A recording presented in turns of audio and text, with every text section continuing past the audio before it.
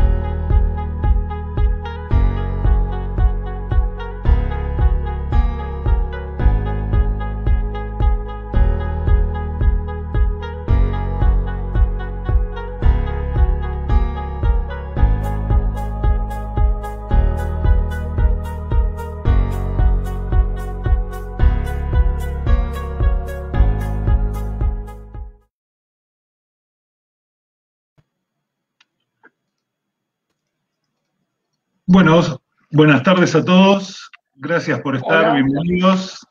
Buenas tardes, Guille. Buenas tardes, ¿cómo andan todos por ahí? No, ahí ya está. Buenas tardes, Alexia, nuestra invitada del día de hoy. Buenas tardes, Jorge. Buenas tardes, Guille. ¿Cómo andan? Doctora. Gracias por participar. Un honor siempre. Un honor siempre. En este momento sepan cómo va a ser la dinámica. Nosotros vamos a presentar la charla, Alexia va a presentar, nosotros vamos a escuchar y a moderar un poco, que se llama La importancia de la intervención temprana. Nos han escrito algunas preguntas hasta hace unos pocos días que hemos leído y hemos acomodado para que no sean preguntas puntuales, sino más bien amplias y que estén desarrolladas en la charla. Ustedes, mientras tanto, pueden comentar, hacer preguntas. La idea es que inicialmente no sean preguntas muy puntuales del caso específico de su hijo, sino que si es así, tomaremos ese caso para hacer una pregunta que sea amplia y que sirva de respuesta a muchas personas más. Y en la medida de que aparezcan las preguntas, nosotros vamos a ir comentando, ¿sí? Por ejemplo, acá les comento, ahí está Mariela saludando, buenas. Hola, ahí está Mariela. Paula, ¿sí? Natalia. Estamos diciendo que estos en vivo son las 18:03 del lunes 29 de marzo, semana del 2 de abril. Así que en la medida que vayamos desarrollándose, vamos a ir comentando, haciendo las preguntas, y todo lo que quede afuera, después le vamos a dar un dato específico donde le pueden consultar directamente a Alexia. Si les parece, son las 18. Bien, ¿no? Está perfecto. Bien. El flequillo. Listo. Estamos transmitiendo desde la ciudad de Buenos Aires para todo el mundo, ¿no? Sí, sí. Alexia, bueno, una preguntita inicial. Buenas tardes a todos y a todas. La verdad que siempre es un gusto participar de estas instancias y, bueno, y especialmente en esta semana que es tan relevante para toda nuestra comunidad. Esta semana, este mes de abril que se viene y todo lo que es la toma de conciencia mundial sobre el autismo. Y siempre que hablamos del 2 de abril y hablamos de concientización, este tema de la charla o de la conversación de hoy justamente es uno de los principios generales que toda la población debería saber, que es que intervenir de manera temprana es de fundamental importancia. Es como uno de los principios generales rectores de lo que uno quiere que las familias sepan, que la población general sepan, porque la verdad es que todos podemos contribuir.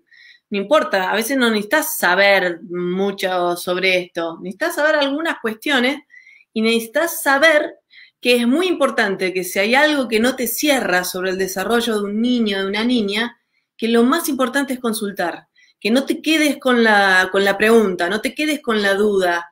habla, o sea, habla, aunque no seas el familiar directo de ese niño, pero trata de hablar siempre con los padres o las personas que están más cerca de ese niño, porque siempre es importante. La cuestión del tiempo aquí es muy importante y lo digo así de una manera como muy sencilla el por qué.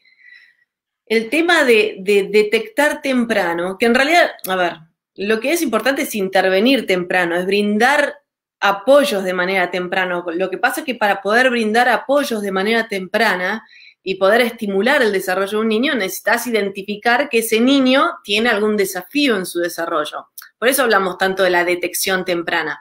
Pero si fuera solo detección y nos quedamos ahí con el tema de la detección, no vamos a ningún lado. O sea, todo bien con identificar a un niño que tiene desafíos en el desarrollo, pero lo importante es lo que hacemos con ese niño y con esa niña y en realidad con esa familia. Pero vuelvo a esta pregunta de por qué es tan importante. Y esto sí se ha investigado mucho en los últimos, bueno, muchos años en realidad, y cómo muestran sistemáticamente los estudios, muestran que cuanto antes se empiece a intervenir, mejor es el pronóstico de ese niño y de esa niña. Ya esa es razón suficiente como para que estemos pensando en hacerlo esto de manera temprana. ¿Y en qué se basa esto? ¿Por qué tiene más impacto lo que hacemos de manera temprana en la vida de una persona? Básicamente por las propiedades que tiene el cerebro en esas etapas tempranas de la evolución humana, ¿sí? Cuando uno es pequeño o pequeña, cuando sos niño, sos niña, esos primeros 5 o 6 años, la capacidad que tiene, las propiedades que tiene el cerebro en ese momento, y hablamos de este término que se llama neuroplasticidad, ¿sí? Que es como la capacidad de adaptarse a los estímulos que vienen del ambiente que tiene el cerebro y está muy ligado con la capacidad de aprender cualquier tipo de habilidad. Entonces, cuanto más pequeño o pequeña es una persona, más capacidad tiene su cerebro para aprender habilidades nuevas. O sea, son máquinas de aprender. Después esto seguimos pudiendo aprender a lo largo de la vida, pero es un poquitito, o sea, va declinando un poquito. Y esto es, a ver, muestra, les doy un ejemplo muy sencillo. Vieron que los niños que empiezan a hablar, aprenden un idioma a los 4 o 5 años, un segundo idioma, lo hacen de manera mucho más rápida, casi que sin acento, que si yo a los 45 que tengo me pongo ahora a aprender chino, por ejemplo, ¿sí? Yo voy a tardar mucho más tiempo para hablar chino, voy a tener cerebro y voy a tener mucho acento también, argento, hablando chino, que si yo cuando tenía 3, 4 años aprendí a hablar chino. Y eso tiene que ver con cómo es mi cerebro ahora en relación a cómo era mi cerebro cuando yo tenía 3, 4 años. Y es por esto que insistimos tanto con el tema del tiempo. Ahora, una cosa muy importante es decir, no quiere decir que si nosotros arrancamos más tarde a brindar apoyos, que eso también aporta muchísimo a la vida de una persona. Lo quiero aclarar porque si no, muchas veces hay muchas personas que se desesperan con el hecho de el tiempo, de hacerlo temprano y que si no se hace temprano es como que estás perdiendo la posibilidad de que ese niño o esa niña ande bien. Siempre tenés la posibilidad de que un niño o una niña ande bien, no importa cuándo empieces, o sea, pero si podés empezar temprano, tenés ventanas de oportunidad en el desarrollo que si las aprovechás vas a tener como a mucha cosa de tu lado. Por eso uno insiste tanto. No solo en el tema del pronóstico, ¿sí? O sea, cómo le va a ir, cómo va a evolucionar ese niño o esa niña, y ustedes córtenme si yo hablo mucho, sino que también esto impacta en la calidad de vida de una familia. ¿Y por qué lo digo? Porque muchas veces las familias, cuando notan que hay algo que no les cierra, empiezan a peregrinar, ¿sí? Empiezan a hacer consultas, van a su pediatra, que de repente van a una fonoaudióloga, los pelotean, o sea, todo el mundo tiene opiniones distintas, se encuentran con devoluciones de profesionales que algunos les dicen, no te preocupes, no sé, es varón, ya va a hablar, otros que les dicen, es muy chiquitito, la verdad que no, es demasiado chiquitito para hacer un diagnóstico, entonces tranquilo. Bueno, todo ese tipo de recorrido para muchas familias, y esto van pasando meses y meses y meses, y ustedes imagínense que cuando una familia empieza como a consultar a supuestos especialistas en el tema, y va encontrando distintas devoluciones, ¿no? las familias están muy confundidas y con mucha incertidumbre. Dicen, pero ¿cómo puede ser que alguien me dijo A, el otro me dijo B, el otro me dijo C, y entonces ¿yo qué hago? O sea, ¿qué tengo que hacer con mi hijo? Y así va pasando el tiempo, y esto que estamos hablando, que es muy importante empezar temprano, claro, se les escurre el tiempo en esta navegación de incertidumbre a veces muy larga.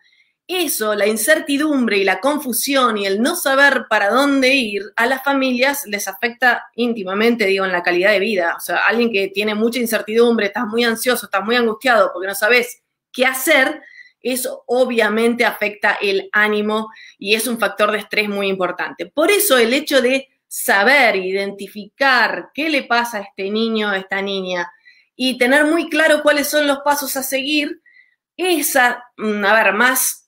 tener más información, te da más poder, te calma, te da, te da herramientas para estar más tranquilo, y eso, de vuelta, impacta en la calidad de vida de una familia. Así que esto digo como conceptos muy generales y muy centrales, pero a mí lo que me parece como muy, muy importante es siempre que nadie se quede quieto, digamos, que ningún adulto, ninguna persona adulta que le llame la atención algo en relación al desarrollo de un niño, y no importa qué, o sea, si es con la comunicación, si es con el perfil sensorial de un niño, si es con la socialización, porque no me mira a los ojos, no me responde al nombre cuando lo llamo, hace algún movimiento repetitivo, si cualquiera de estas cosas que le llame la atención a una persona adulta, el mensaje es no se queden quietos, siempre vayan a consultar, y si se encuentran con una respuesta como que está desestimando eso que están observando, sigan y hagan otra consulta con alguien más. No se queden quietos cuando se encuentran con una barrera de alguien que les dice, no, pará, esto,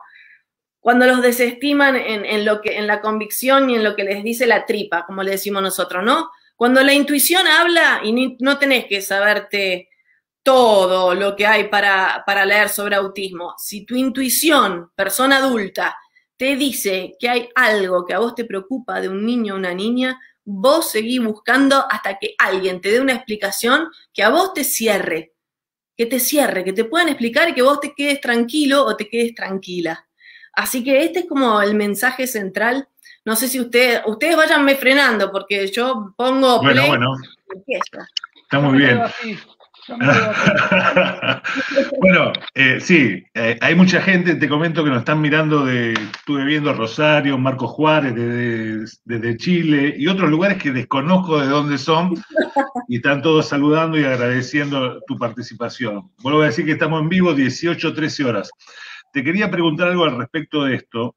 Una cosita tonta puede parecerlo, pero a veces nosotros, como estamos en el camino del autismo, digamos, sabemos qué le pasa a nuestros hijos, pero a veces nos dicen, ¿qué le pasa a tu hijo? Tiene autismo.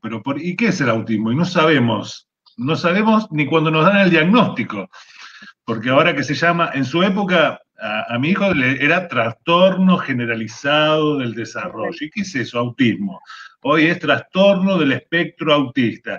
Pero por un lado es entender de manera fácil para nosotros y para que nosotros podamos explicarle cuando alguien nos dice, ¿y qué es el autismo? ¿No? Porque es el trabajo que tenemos.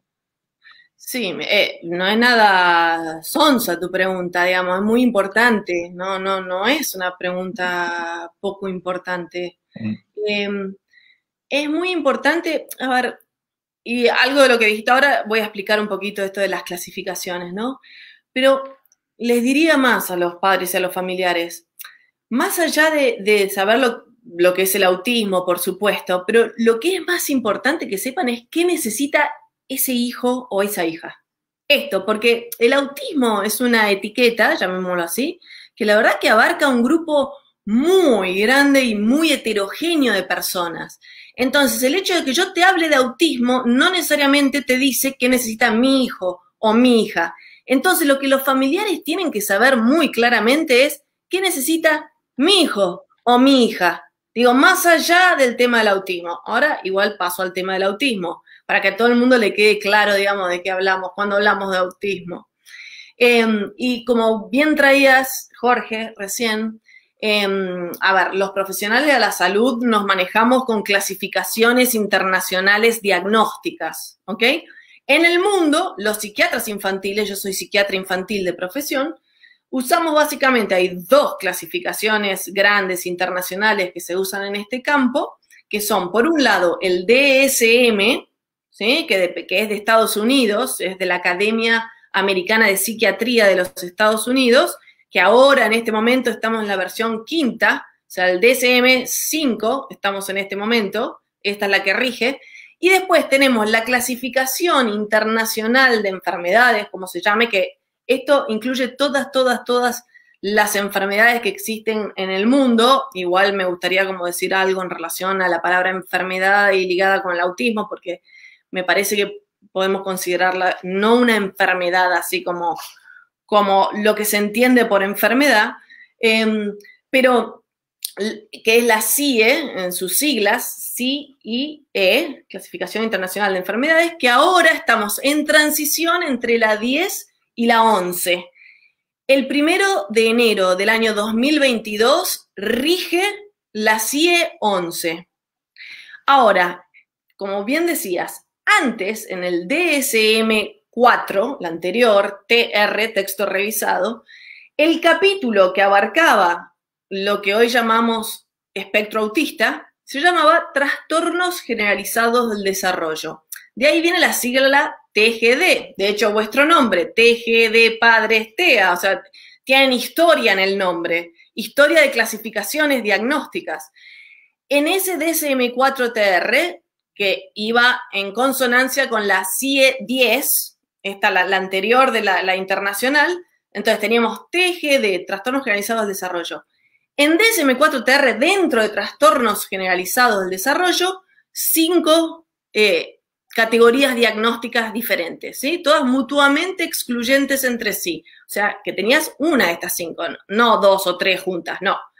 Una de estas 5, que son el trastorno autista, el trastorno de Asperger, las menciono así porque así es como se llaman en la clasificación, ¿sí? Trastorno de Asperger, el trastorno de Rett, el trastorno desintegrativo infantil y el famoso trastorno generalizado del desarrollo no especificado, el TGDNE. ¿Ok? Esas 5 categorías diagnósticas dentro del paraguas de los TGD, de los trastornos generalizados del desarrollo. Año 2013 se publica el DSM-5, el que está en vigencia actual. Se pasa a llamar, no se llama más TGD, se pasa a llamar TEA con las siglas de trastorno del espectro autista. Y adentro de los trastornos del espectro autista no hay más esta división en 5 categorías que había en el DSM-4-TR, ¿ok? No hay más trastorno autista por un lado, trastorno de Asperger, trastorno de Rett, TGD no especificado. No más, es todo una misma entidad llamada trastorno del espectro autista. Lo que pasa es que el DSM-5 lo que te pide es que puedas describir cuáles son las características de esa persona que tiene TEA. Entonces, por ejemplo, te pida que describes cuál es el nivel de lenguaje de esa persona, te pide que describas, o sea, por ejemplo, digo, hay personas dentro del espectro autista que no hablan, hay personas dentro del espectro autista que hablan muchísimo y de una manera muy sofisticada.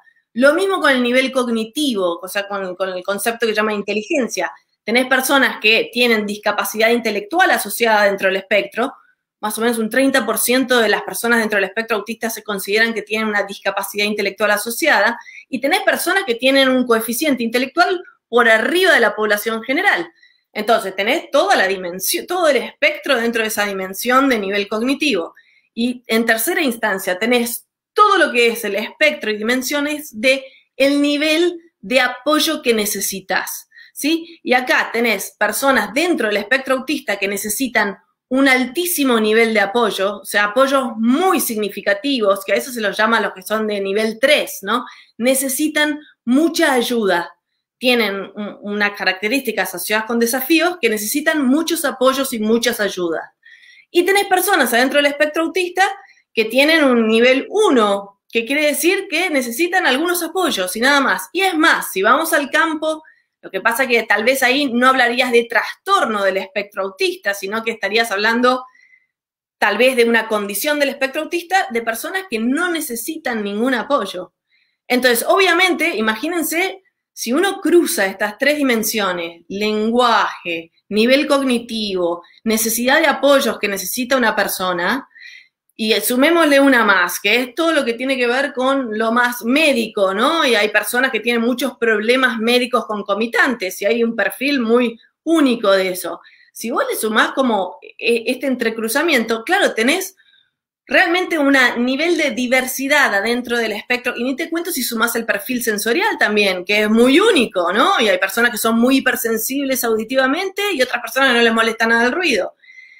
Vos metés todos estos factores que diferencian a las personas entre sí adentro del espectro autista y claro, a vos no te sirve de decirle a alguien, mi hijo tiene autismo, punto. ¿Por qué? Porque está bien, tiene autismo, pero ¿cuáles son sus características únicas? Porque yo yo no sé, si me decís tiene autismo, yo no te sé decir qué nivel de ayuda tiene, qué ayudas necesita, no lo sé. Yo necesito conocer su perfil único para poder decir eso. Por eso lo que decía al principio de no sepan solo, a ver, y para que todo el mundo, los que quieran saber qué es lo que dicen los criterios diagnósticos, así en las clasificaciones, cuando hablamos de autismo, desafíos a la hora de interactuar socialmente y comunicarse, y un patrón de intereses o actividades o conductas que son repetitivas y restringidas.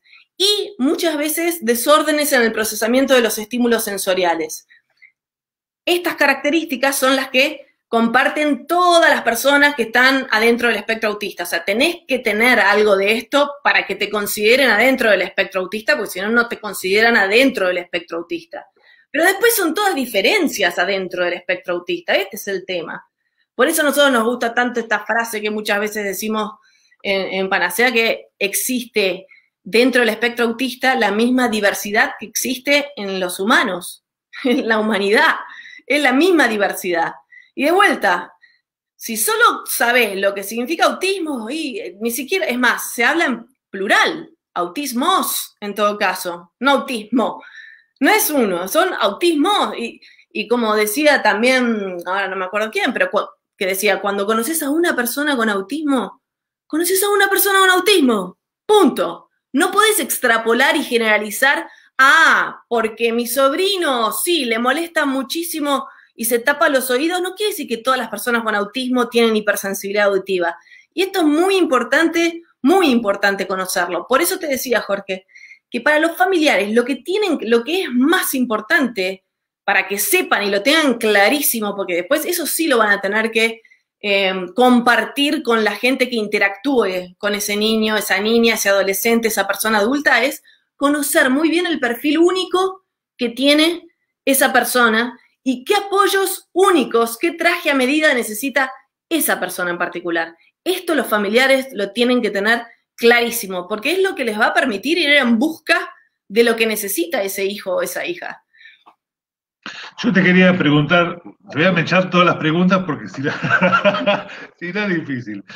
No, hay un par de cosas que estoy leyendo, hay mucha gente de muchos lados, gracias por estar de Chile, de Jujuy, de Mar del Plata, de Rosario.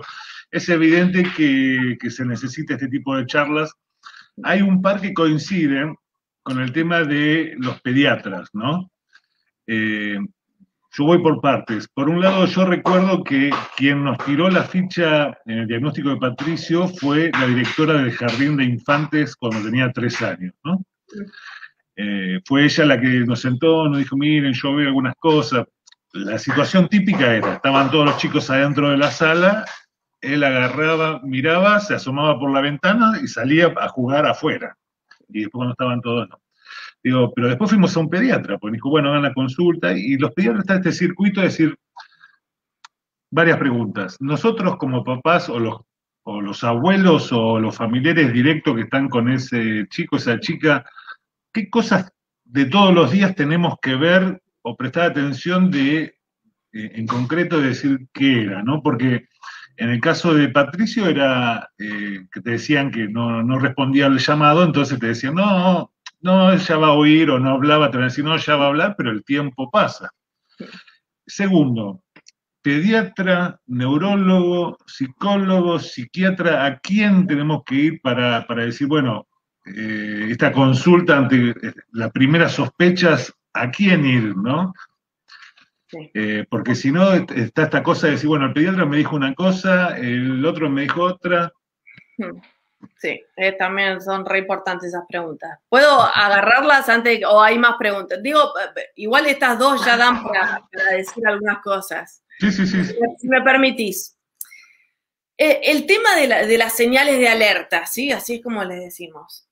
Claro que es muy importante que cualquier persona adulta que esté cerca de niños en general, y acá obvio, a ver, todos los que maestros de nivel inicial, ni que hablar, o sea, todas las personas que están en contacto con niños pequeños y niñas pequeñas, sean familiares, sean docentes, sean profesionales de la salud que trabajan con esa población, y estaría buenísimo que conozcan algunas de las señales de alerta. ¿Qué es lo que pasa con las señales de alerta de las dimensiones que tienen que ver con la socialización y la comunicación? Pasa que no son tan conocidas como las motoras, por ejemplo, ¿no? Que todo el mundo sabe, bueno, al año de edad más o menos empiezan a caminar. O sea, eso es como algo que todo el mundo lo tiene como metido. Pero lo que hace a la comunicación y a la socialización no es algo que esté como tan distribuido y difundido y que todo el mundo conozca. Ahora, a mí lo que me gustaría, digo, más allá de que hay señales como globales, que está bueno que todo el mundo, a ver, cualquier niño que tarde en hablar, eso es ya una señal de alerta en lo que es el desarrollo de la comunicación. ¿Y a qué me refiero? Que no esté balbuceando ya al año de edad, que no esté diciendo palabras sueltas al año y 4 meses, que no esté diciendo frases de 2 palabras a los 2 años, ¿sí? 2. Lo que pasa es que vos decís estas cosas y es muy fácil olvidártela. Digo, sí, ayer escuché a Alexia en la charla, te lo acordaste la semana que viene, y dentro de 2 semanas te olvidaste. Y lo que quiero decir, y me parece muy importante en esta comunidad, sí esto, difundirlo, que hoy por hoy con la tecnología nos ha ayudado muchísimo a poder que las personas no usen sus kilobytes de memoria para acordarse cuáles son las señales de alarma, sino poder, referirnos a, por ejemplo, a una app de descarga gratuita. Esto lo quiero decir para que todo el mundo lo tenga claro, ¿sí? Hay una app de descarga gratuita que se lo pueden bajar en los celulares que se llama Sigamos el Desarrollo, que sirve para seguir el desarrollo de niños entre que nacen y los 5 años, niños y niñas, ¿ok? Y que lo que te hace esa app es ir preguntándote en determinadas edades ciertas cosas en relación a todas las dimensiones del desarrollo. Entonces la persona, viste, no sé, una mamá la tiene en su teléfono y cuando le toca poner al año de edad, le salta y dice, bueno, a ver, tenés que responder estas preguntas ahora, para ver si está todo ok en el desarrollo de la comunicación, de la socialización, de lo motor, de las habilidades de la vida diaria. Eso te ayuda un poco como a decir, che, está bien, esto que estoy viendo, la app también está diciendo que estaría bueno que hagas una consulta, porque si te está diciendo que hagas una consulta es porque tenés que ir a hacer una consulta. Entonces, me interesa mucho que la gente sepa, por ejemplo, de esta app, que sirve para hacer vigilancia del desarrollo. Y también para lo que es más autismo específico, porque desafíos en el desarrollo pueden ser, es muy amplio el abanico, ¿sí? Hay muchos desafíos del desarrollo distintos. El autismo es una de las, digamos, cuadros que existen dentro de lo que es el desarrollo infantil. Ahora, cuando tenemos señales de alerta en relación al autismo, existen cuestionarios que se llaman así famosamente, no sé si alguien habrá escuchado hablar, que se llaman cuestionarios de pesquisa o de screening, por la palabra en inglés, o de cribaje, que nadie usa demasiado esa palabra, pero los cuestionarios de pesquisa, que lo que hacen, a ver, como por ejemplo el MChat, RF, que todo el mundo, la gente que está en este campo habrá escuchado hablar del MChat, porque es algo que se habla. Estos cuestionarios de pesquisa lo que te permiten es pescar en algunos niños y niñas las señales de alerta en relación al desarrollo sociocomunicacional de un niño. O sea, te están hablando de, si captan señales de alerta, te están hablando de que a ese niño o niña hay que evaluarlo, hay que hacer una evaluación diagnóstica. Y estos cuestionarios, de vuelta, también son gratuitos. Pongo el ejemplo porque nosotros los tenemos en nuestra página web de Panacea, están todos colgados. los cuestionarios de pesquisa. O sea que la gente puede entrar, puede, si algo le preocupa, completar según el rango de edad que tenga, la edad que tenga su niño o su niña, y ver si el cuestionario te dice, mirá, hay algunos indicadores que hacen que estaría bueno que vayas a consultar. Entonces, yo te diría ahora, no nos pongamos muy puristas con que la gente se acuerde cuáles son las señales de alerta, sino que tengan más disciplina y que sepan a dónde recurrir para hacer chequeos de vez en cuando del desarrollo de un niño. A mí me parece que es más fácil y más útil para toda la población general. Pero la verdad es que cualquier persona adulta o, bueno, a veces adolescentes que estén en contacto con niños, a veces se pueden dar cuenta de que hay algo que les llama la atención de la conducta de un niño. ¿Sí? ¿Qué sé yo? Si ves a un niño que está todo el tiempo, bueno, hay cosas muy famosas que lo van a ver en los cuestionarios de pesquisa, como alinear objetos, así como largas filas de objetos, como cuestiones que tienen que ver con temas de perfil sensorial también, como el aleteo, como quedarse mirando cómo gira el ventilador durante mucho tiempo, cómo gira el lavarropa, si es que tienen lavarropa, cuestiones de quedarse como mucho tiempo enfocados en determinados objetos de interés o actividades de interés. Y esto en general llama la atención a la gente, ¿eh? Es como decir, ¿pero por qué está haciendo eso? Y muchas veces cuando hay hermanos es más fácil porque se compara, ¿no? Y no está mal comparar, o sea, si me sirve a mí para detectar e identificar que hay un niño que pueda tener desafíos en el desarrollo, bienvenido sea. Segunda pregunta, ¿sí? No sé si contesté más o menos lo de las señales de alerta, pero vamos a la segunda pregunta, porque esta es como muy importante, porque, a ver, ¿cómo debería ser la secuencia? Y si en tu app o en el cuestionario de pesquisa que completaste, o si alguien vino y te dijo, me llama la atención algo, o a vos te llama la atención algo, todas son indicaciones de que vayas a hacer una consulta, porque a ese niño o niña hay que evaluarlo. Esta es la ley, digamos, la regla general dentro de este campo. Ahora surge la gran pregunta de a quién ir, y la verdad que es un tema. Voy a dividir esto en dos. Voy a dar una respuesta del mundo ideal y hacia dónde queremos ir, y después voy a dar una respuesta del mundo real. Pero empecemos por el mundo ideal, ¿sí? Los profesionales, digamos, ¿quién es para usar una metáfora futbolera, tu 5 en este campo del desarrollo? ¿Sí? ¿Quién debería distribuir el juego y la pelota, el mascherano en cuestión, si estamos en Argentina en su momento? Debería ser el que llama el pediatra especializado en desarrollo. Esta es la figura que todo el mundo, si pudiese, sería a quién ir a buscar, al pediatra especializado en desarrollo. Esto sería el mundo ideal, porque este pediatra especializado en desarrollo, hay algunos, no son muchos en Argentina, esta es una de las barreras que tenemos, justamente son pediatras que se dedican al tema de desarrollo. Entonces lo que hacen es saber evaluar e identificar si hay niños y niñas con desafíos en su desarrollo.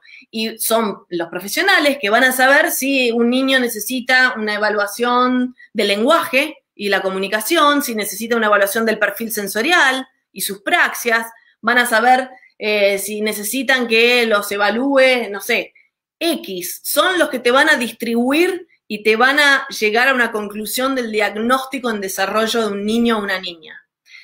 Mundo ideal. En Argentina hay una asociación que se llama APDECA, Asociación de Pediatras del Desarrollo de la Argentina.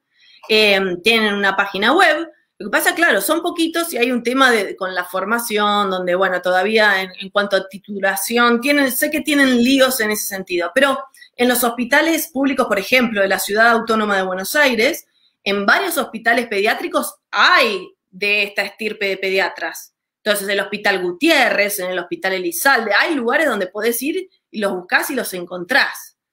El Garrahan, ni que hablar, el Garrahan también hay un montón de pediatras del desarrollo.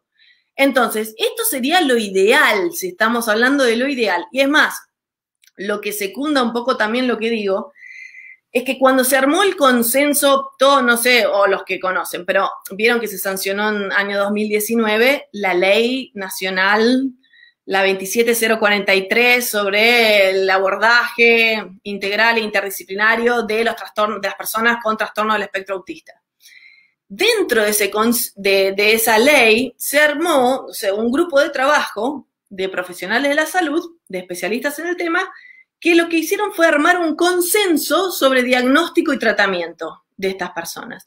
Y en la parte del diagnóstico, fíjate que lo interesante es que dijeron que las personas que deberían estar formando, primero que el diagnóstico debería estar hecho por un equipo de personas, al menos dos profesionales, y que dentro uno de estas dos personas debería ser o un pediatra, o un generalista, o un médico de familia. Esas tres, o sea, dentro de una de las personas de ese equipo de al menos dos, debería ser o un pediatra, o un generalista, o un médico de familia. Fíjense que no está mencionado lo que habitualmente pasa acá.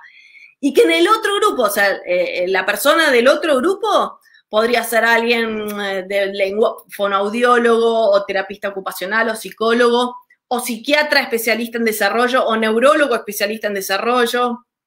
¿Se entiende? O sea que debería haber al menos una combinación de una persona de cada uno de estos dos grupos. Esto es muy distinto a lo que pasa habitualmente. ¿Por qué se apuntó a esto? Porque, a ver, si vos querés detectar a niños, y esto es algo muy frecuente, niños con desafíos en el desarrollo en todos lados, porque el derecho a la salud y el derecho a un diagnóstico, el derecho a los apoyos en salud es un derecho humano universal, vos tenés que darle la oportunidad a la gente que el sistema de salud responda donde estés. O sea, y no importa si estás en un pueblo así de 600 habitantes. Ahora, si el diagnóstico va a depender de un súper especialista en el tema, esas personas que están en esos lugares donde no hay esos súper especialistas en el tema, ven vulnerado su derecho de acceso a un diagnóstico. Esto lo dice la Convención sobre los Derechos de las Personas con Discapacidad con una claridad absoluta, que debería haber recursos humanos a nivel local, en todos lados. Por eso esto de los pediatras, los generalistas y los médicos de familia, como son los médicos que más frecuentemente vas a encontrar en todos lados, porque siempre vas a encontrar algún clínico, algún generalista, aunque sea el pueblo chiquitito así, por eso le están poniendo en las manos de ellos la posibilidad de hacer un diagnóstico en desarrollo. Mundo ideal, ¿ok?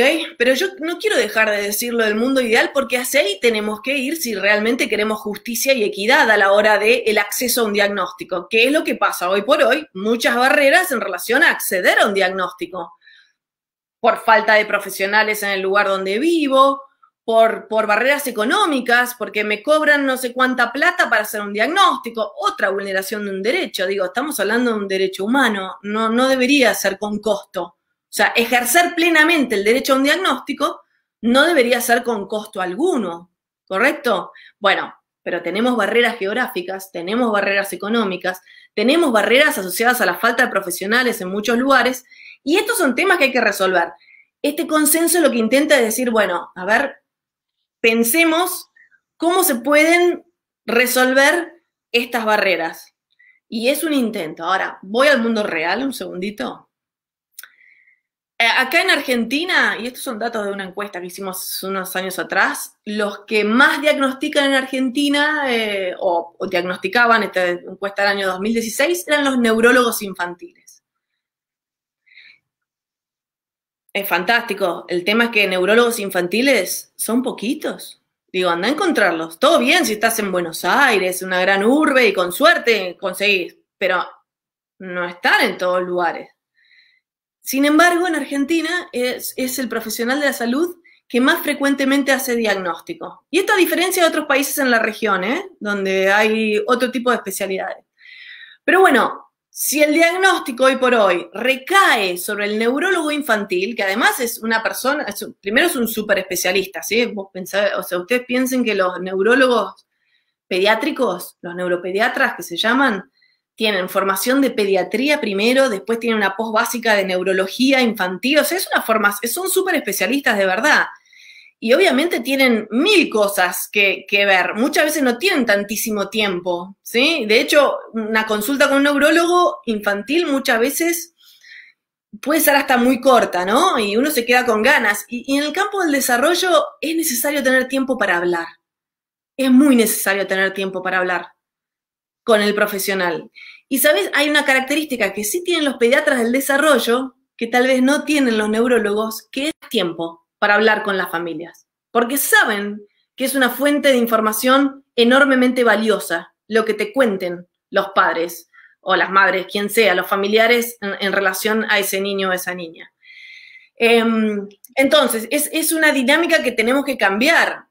A ver, el neurólogo infantil, de todas maneras, siempre es una pata muy importante. Si vos podés tener un neurólogo que participe de esa evaluación diagnóstica como parte del equipo interdisciplinario, buenísimo, porque siempre hay cosas de lo neurológico que hay que descartar, pero jamás debería ser como la persona encargada del diagnóstico, ¿se entiende? La persona encargada del diagnóstico tendría que estar en un nivel de atención primaria de la salud, conceptualmente. Y este es el mensaje como a reproducir. Ahora, te encontrás con otras barreras, y es que las personas que están en atención primaria de la salud muchas veces no están capacitadas o formadas para hacer diagnóstico. Y ahí tenés otra barrera más, pero bueno, que requiere de capacitación. Pero la verdad es que hoy por hoy empezamos a tener más herramientas, y como les decía antes, ya las apps, los cuestionarios de pesquisa, la información a raudales que existe en internet y en la web y online, la verdad que todo eso ayuda mucho a los profesionales también a contar con un montón de información que a veces lo único que tienen que hacer es como validar todo lo que ya está claro, ¿sí? Ni siquiera es que tienen que hacer algo como de mucho tiempo o de mucha... O sea, están hoy por hoy, creo, que están mucho más ayudados por la información y el acceso más democrático a la información que existen. Yo te diría que muchas veces las familias ya van sabiendo el diagnóstico de antemano. Lo único que van a hacer es confirmame esto, decime si lo que estoy viendo es así o no es así. Muchas veces, muchas veces. Y más hoy, y va a suceder esto más y más y más y más y más y más. Más y más cada vez, porque depende de este acceso gigantesco a la información que hay hoy por hoy en el mundo. Entonces, qué sé yo creo que esto, ¿por qué es tan importante que haya profesionales formados en el primer nivel de atención? Porque hasta hoy, cómo funciona el sistema, al menos de salud argentino, si vos no tenés un profesional de la salud que te pone un gancho en relación a un diagnóstico, es muy difícil que puedas acceder a los apoyos que necesitas. Por eso se torna como en un tema muy importante, ¿sí? Esto se relaciona hasta con el CUD, ¿no? El Certificado Único de Discapacidad. Vos necesitas a alguien que te esté poniendo la firma, a alguien, dícese un médico especialista, que te esté poniendo la firma. Bueno, una de las cosas que está cambiando, por ejemplo, antes en Ciudad de Buenos Aires te pedían la firma de un psiquiatra o de un neurólogo infantil. Imagínate, o sea, y no le permitían que los pediatras firmen. Cosas que a veces no tienen sentido común. Claro que un pediatra debería poder firmar un diagnóstico en desarrollo. Y esto abriría muchísimo más las puertas, muchísimo más las puertas.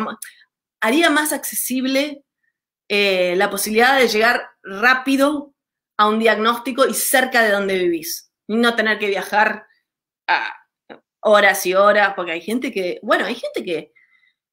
viaja a otra provincia para hacer un diagnóstico. Y yo siempre me pregunto, ¿y la gente que no puede viajar? Digo, porque, ¿qué pasa? Porque un porcentaje así de gente puede viajar, irse a la ciudad, quedarse una semana, pero la gente que no puede viajar, digo, queda como muy en claro que empieza a haber como mucha vulneración de derechos y mucha injusticia, básicamente eso. Entonces, apuntando a que haya una mayor justicia y más equidad, es que creo que tenemos que cambiar, hay que formar a esa primera línea, hay que hacer mucho trabajo, y hay que derribar muchas barreras, pero les digo, a mí me parece muy importante que todo el mundo sepa hacia dónde vamos, porque todo el mundo puede ayudar también. No voy a decir una palabra capaz que es demasiado fuerte, pero exigiendo en algún punto digamos, que puedan ejercer plenamente sus derechos. Digamos, les corresponde como seres humanos poder ejercer plenamente sus derechos. Entonces, hay que poder demandarlo también. Yo sé que a veces es difícil y antes que nada tenés que conocer muy bien tus derechos antes de poder defenderlos ante otros. Entonces, les diría que lo primero que tienen que saber las familias es tener muy claro, cuáles son todos esos derechos humanos fundamentales que sus hijos, hijas y ellos mismos tienen. Y acá nos metemos en terreno, ya te digo, derecho a la salud, derecho a la educación, derecho al empleo cuando son más grandes, derecho, bueno, hay un montón. No nos vamos a meter ahora en eso, pero que tengan muy claro que derecho a la salud, derecho al diagnóstico y derecho a la salud son dos derechos humanos que deberían estar brindándose, o sea, nadie debería estar vulnerado, pero se vulneran todos los días se vulneran estos derechos. Clarísima,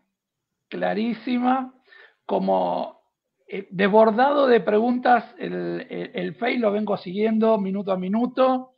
La verdad que como padres nos sentimos todos identificados y sabés expresarlo de una manera que por ahí muchos de nosotros la sentimos y no sabemos cómo expresarla cuando vamos a hacer un diagnóstico, cuando tenemos dudas, cuando vamos al médico por primera vez. Y la verdad que sos muy clara. Quiero darte 2 segundos que tomes agua, porque hace 46 minutos que estás hablando y no parás.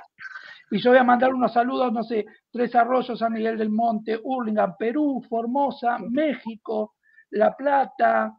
Panamá también Chile, estaba. Panamá, Chile. Chile, Felito Nicolini de Mendoza, de Real Belgrano, de Córdoba, de Caleta Olivia, y nada, la verdad que nos sentimos, es un placer y un orgullo para nosotros escucharte y todos los que están en línea. Y nada, yo por ahí lo voy a sacar del guión a Jorge, pues muchos están preguntando por el tema de la alimentación, Doc. De la alimentación. Sí. Un consejo para nosotros, papás, que vamos a tu consulta y te escuchamos. Sí, yo les voy a decir, alimentémonos todos de la manera más saludable posible, porque nos sirve a todos. Ese es el principio general número 1. Y después, con respecto a los niños y niñas o adolescentes o a las personas adultas, sí, en esta parte de lo que es la evaluación, ¿no?, integral e interdisciplinaria de todas las dimensiones, una de las dimensiones es todo lo que tiene que ver con lo médico, lo orgánico, lo biológico. Entonces, es muy importante identificar si alguien tiene problemas gastrointestinales, si tiene alguna intolerancia, alguna alergia, algún alimento, como con cualquiera, digamos, o las personas que son celíacas, ¿no?, que tienen celiaquía. Y fueron al doctor y alguien les dijo, uy, mira, tenés celiaquía, entonces tenés que hacer una dieta libre de gluten, porque a vos te cae pésimo el gluten. Bueno, de esa misma manera, digo, las personas dentro del espectro autista pueden tener intolerancias, pueden tener alergias, pueden tener problemas gastrointestinales. Lo que hay que hacer es evaluar, ver si esa persona en particular tiene alguna de estas cosas, y si las tiene, claramente hay que, darle un tratamiento como se lo darías a cualquier persona que tiene una intolerancia o una alergia alimentaria o cualquiera de estas cuestiones que tienen que ver con la alimentación. De vuelta, o sea, no salirse como del sentido común. Si hay alguien que está cayéndole pésimo el gluten o la caseína de la leche o las azúcares, no sé, y bueno, probablemente esa persona se va a beneficiar de quitarle, o sea, de no darle esas cosas que le caen mal, pero como le puede pasar a cualquier persona, ¿se entiende? O sea, esto es lo... Clarísimo.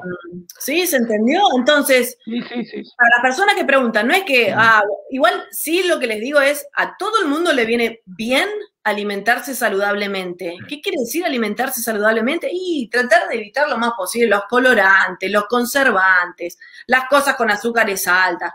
Pero a todos se los digo a esto, ¿sí? O sea, todo el mundo tratemos de no consumir eso porque no nos hacen bien esas cosas.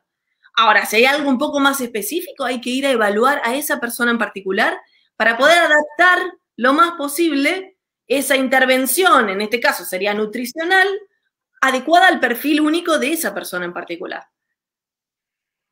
Yo, para toda la gente, son las 7:10, estamos en vivo, ¿sí? Vamos a seguir un rato más. Mientras Alex se queda, nosotros vamos. Retomando un poquito lo que decías, yo tengo varias preguntas, yo te lo hago así en paquetito para que lo vayas juntando. Uno es, yo sigo leyendo acá las intervenciones y bueno, yo lo que veo que la experiencia de los padres, lo vi en mi momento y también sigo viendo que sigue sucediendo, es como, había visto un comentario de una mamá que decía, yo lo llevé a la pediatra y me dijo que tu hijo es un malcriado, que lo lleve a un psicólogo, o sea, estoy viendo muchas respuestas de esos, de diferentes estilos, de colores, de matices, pero particularmente volvemos a la palabra temprano de esta charla, ¿no? Es decir, no podemos perder tiempo, y ya en su momento, hace, en mi caso, 15 años, y por lo que veo hoy, la pregunta que a veces muchos padres nos hacemos es, pero ¿se estudia en la universidad el autismo como abordaje, tanto en la parte de la salud, y yo me permito también adelantarme un poquito más en la parte docente, ¿no? Porque no sé si nosotros caemos a un médico, yo me acuerdo en mi época que era verdad lo que decía, nosotros le llevamos el listadito de los exámenes que tenía que hacer, que otro doctor que... o sea, y el doctor decía, ¿y esto qué es? No sé, bueno, pero como era el pediatra de cabecera, digo, a veces nos topamos con que o sujetos a un tema de obra social o de ignorancia parcial o total, no sabemos en quién estamos dejando en el fondo, en nuestras manos, la salud de nuestros hijos, ¿no? Correcto. Y la otra pregunta, te la empalmo, Sí, vale. ya abordando el diagnóstico, había una pregunta si era necesario hacer helados o la DIR para tener un diagnóstico o no. O sea, me gustaría adentrarnos más en qué es el diagnóstico y dar un pasito más, ¿no? Porque todavía nos quedan años de vida. Son importantes ambas preguntas también. Con respecto a la primera pregunta, yo sí, mira, una siempre de las recomendaciones, si no se quedaron satisfechos con la primera respuesta que recibieron, vayan en busca de una segunda. Si no se quedaron satisfechos con esa segunda respuesta, vayan a buscar una tercera. Vayan a buscar hasta que alguien les dé tranquilidad. Y esto creo que es la mejor brújula. Es como, no dejen de buscar.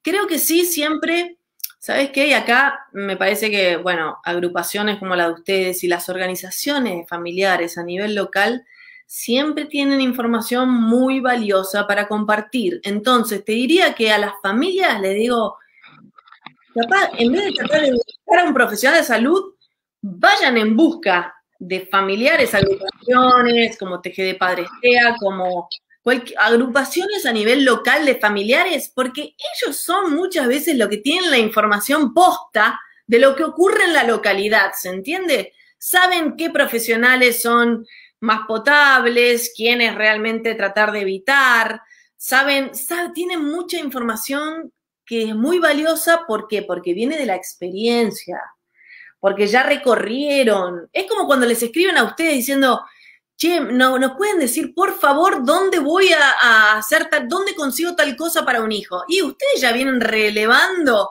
información hace años y años y años y ya pueden tirar. Y mirá, estás en, no sé, Ciudad de Buenos Aires, andá Protectea, porque está Nora Graniana en el Hospital Durán y ella y son ustedes los que están dando la información posta. Entonces, creo que sí o sea, hablar con gente que haya tenido experiencia y que sepa del recorrido siempre aporta datos muy valiosos para las familias. Y es esto, no dejar de buscar. Y, a ver, hoy por hoy, igual también, con todo esto, el contexto de la pandemia, también muchos profesionales se han ido al mundo de lo online. Y esto ha abierto el horizonte enorme para muchas familias, ¿entendés? Que están, no importa, están en Jujuy, en Tucumán, en Santa Cruz, en Tierra del Fuego, y vos hoy podés hacer una videoconsulta con un pediatra del desarrollo. O sea, lo digo, no solo en Panacea seguro, pero en otros lugares también. Entonces vos podés ya ir a buscar directamente a un pediatra del desarrollo, ¿se entiende? Si vos ya sabés que es el profesional a ir a buscar, y hoy con todo lo online, y te va a resultar como más fácil, si querés. No sé si te respondí un poco la pregunta, pero es no dejar de buscar hasta que no esté tranquilo y no me hayan dado una respuesta que a mí me haga sentir tranquilo o tranquila. Y tiene que ser con la exigencia de la intuición nada más, ¿eh? Porque no necesitas saber, necesitas confiar en lo que te están diciendo. Y otra cosa que me parece muy importante a nivel brújula es, a ver, si te están dando, por ejemplo, alguna recomendación, es probarla y ver si tiene resultados positivos. Porque nada más fuerte para confirmar un consejo o una recomendación o una experiencia compartida que vos lo pruebes con tu propia experiencia en relación a tu hijo o a tu hija. Entonces te diría, prueben, o sea, si alguien les dice, mira, estaría buenísimo que hagan tal cosa, probalo en tu casa, probalo y fíjate, ¿tuvo algún resultado? Porque eso te va a dar también la pauta de si efectivamente lo que te están diciendo es algo que funciona. Y las familias se tienen todo, nos tenemos que transformar en detectives, ¿no? En ir a científicos en realidad, como probar lo que funciona, y darnos cuenta de lo que no funciona. Porque muchas veces en este campo también es un trayecto así, ¿no? De ir probando distintas cosas, de ir aprendiendo distintas cosas e ir quedándonos con lo que vamos viendo, che, realmente esto le sirvió. Eso ayuda como un montón. Tu segunda pregunta, que también es muy importante. La respuesta más simple es no. N-O. Y ahora igual desarrollo un poquitito porque capaz que la gente ni se acuerda de cuál era la pregunta. Lo que preguntaste, si te entendí bien, pero quiero chequear con vos, es si es imprescindible, no dijiste con esa palabra, o si es necesario que haya un A2 y o un ADR como herramientas de apoyo al diagnóstico para hacer un diagnóstico. O sea, si es imprescindible, tienen que estar y que si no hay A2 ni ADR no se puede hacer un diagnóstico. ¿Entendí bien la pregunta? Correcto. ¿Correcto? Bueno, la respuesta es no. N-O. No. El A2, el ADR y muchas otras herramientas, ¿sí? Porque hay un montón. ¿Qué son? Se llaman herramientas de apoyo al diagnóstico, ¿ok? No quiere decir que si no están, no se puede hacer un diagnóstico. Si están y alguien las sabe usar, fenómeno, le va a aportar mucho al que hace la evaluación diagnóstica, le va a aportar. Porque te va a organizar, te va a hacer mirar algunas cosas para que no se te pase nada de lado, pero es una herramienta de apoyo al diagnóstico. El diagnóstico, y acá vamos a lo importante, el diagnóstico en este campo, hoy, estamos 29 de marzo de 2021, hoy es un diagnóstico clínico. ¿Qué quiere decir clínico? O sea, primero, quiere decir que no hay ningún test que yo pueda ir a mandar, ni una resonancia de cerebro, ni un análisis de sangre, ni un análisis de pelo, no hay ningún test que yo hoy pueda mandar a hacer que me devuelva un diagnóstico de autismo, ¿ok? Punto número 1. Entonces, el diagnóstico es clínico. ¿Qué quiere decir clínico? Está basado en la observación de la conducta de una persona, o sea, la observación de la persona, por un lado, y en el juntar información de la gente que más conoce a esa persona. Esas dos cosas. De hecho, lo mínimo indispensable para un diagnóstico es que haya un profesional de la salud, podría no ser hasta un profesional de la salud, pero pongámoslo así, un profesional de la salud que sepa algo de desarrollo, idealmente, que pueda observar a esa persona y que pueda hablar con los familiares o la gente que más conoce a esa persona. Esos son los dos requisitos indispensables para hacer un diagnóstico. Porque el diagnóstico hoy, los criterios diagnósticos, están basados sobre conductas observables o referidas. ¿Se entiende? Eso es lo mínimo indispensable. Nadie te puede decir que si alguien no tiene un A2, ¿qué es el A2? El A2 es una, se le dice herramienta porque de hecho está compuesta por algunos juguetes, algunos que lo han hecho, es una manera de tener una hora de juego o una hora de interacción cuando son más grandes, de una manera sistematizada y con algunas tareas que lo que van a hacer es darle al profesional algunos escenas donde se ponga en juego la comunicación y la socialización. Entonces el profesional va a ver cómo responde, digo, por ejemplo, dentro del A2 hay una parte donde se lo llama por el nombre a la persona que no te está mirando y te fijas si te responde al nombre o no. Esta es una de las tareas del A2, por ejemplo. Pero está basado en la observación, es una lista de cosas. Yo puedo ir a un todo por 2 pesos. Bueno, hoy no existen malos todo por 2 pesos, creo. Pero conseguir alguno de los objetos que se usan, que tampoco, y hacer una observación, si yo sé lo que hay que ir a fijarse, no necesito un A2 o un ADR para hacer un diagnóstico. Y esto yo creo que es muy importante que todo el mundo lo sepa. ¿Por qué? Porque el tema del A2 y el ADR hoy por hoy constituyen en muchas situaciones cuestiones que tienen que ver con una barrera económica. Porque hay muchas personas que cobran, está todo bien, digamos, pero que cobran hacer un A2 y un ADR, y si vos supeditas un diagnóstico a una herramienta que estás cobrando, estamos en el horno, muchachos, porque de vuelta, estamos hablando de un derecho humano de acceso a la salud.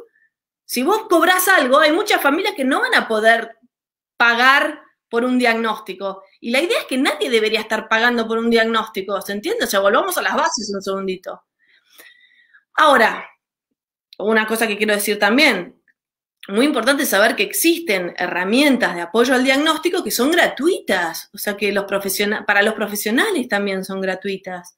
De hecho, y aprovecho para contar, porque esto hace mucho que Sebastián Cuquier, que es un psiquiatra de Panacea infantil, que viene trabajando sobre la validación de una herramienta que se llama AMSE, ¿sí? Que la idea es que es una herramienta de apoyo al diagnóstico, un símil A2, pero es gratis. O sea, y que los profesionales en 2 horas aprenden a tomarla, y pueden hacerlo generalistas y pediatras. ¿Se entiende? Entonces, no está mal tener una herramienta de apoyo que te ayude al profesional, pero no digamos cosas que no son, no digamos que si no hay un A2 de por medio no se puede hacer un diagnóstico, porque no le estás diciendo la verdad a las personas. Y los estás angustiando muchas veces, porque se ponen locos, frenéticos, diciendo, ¿quién hace un A2? ¿Quién hace A2? Y nos llegan 800.000 preguntas, ¿entendés? Porque esa es como la sentencia, ¿viste? Si vos no tenés un A2, no tenés diagnóstico, no podés hacer el trámite del... No. Vuelvo a la respuesta inicial, que es no. Además, quiero decir una cosa. En Argentina, el A2 y el ADR no están validados, no están adaptados culturalmente todavía. ¿Se entiende? Entonces, no me hagan enojar. Me hacen enojar.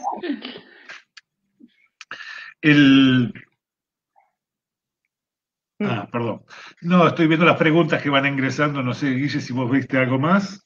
Mira, yo vi un comentario que dejó un papá que dice, dijo posta, y me conquistó. Así que, más allá del conocimiento, de todo, la hora que estuviste hablando, ese que dijiste posta, ya te conquistaste un papá. Así que quería por ahí también comentar.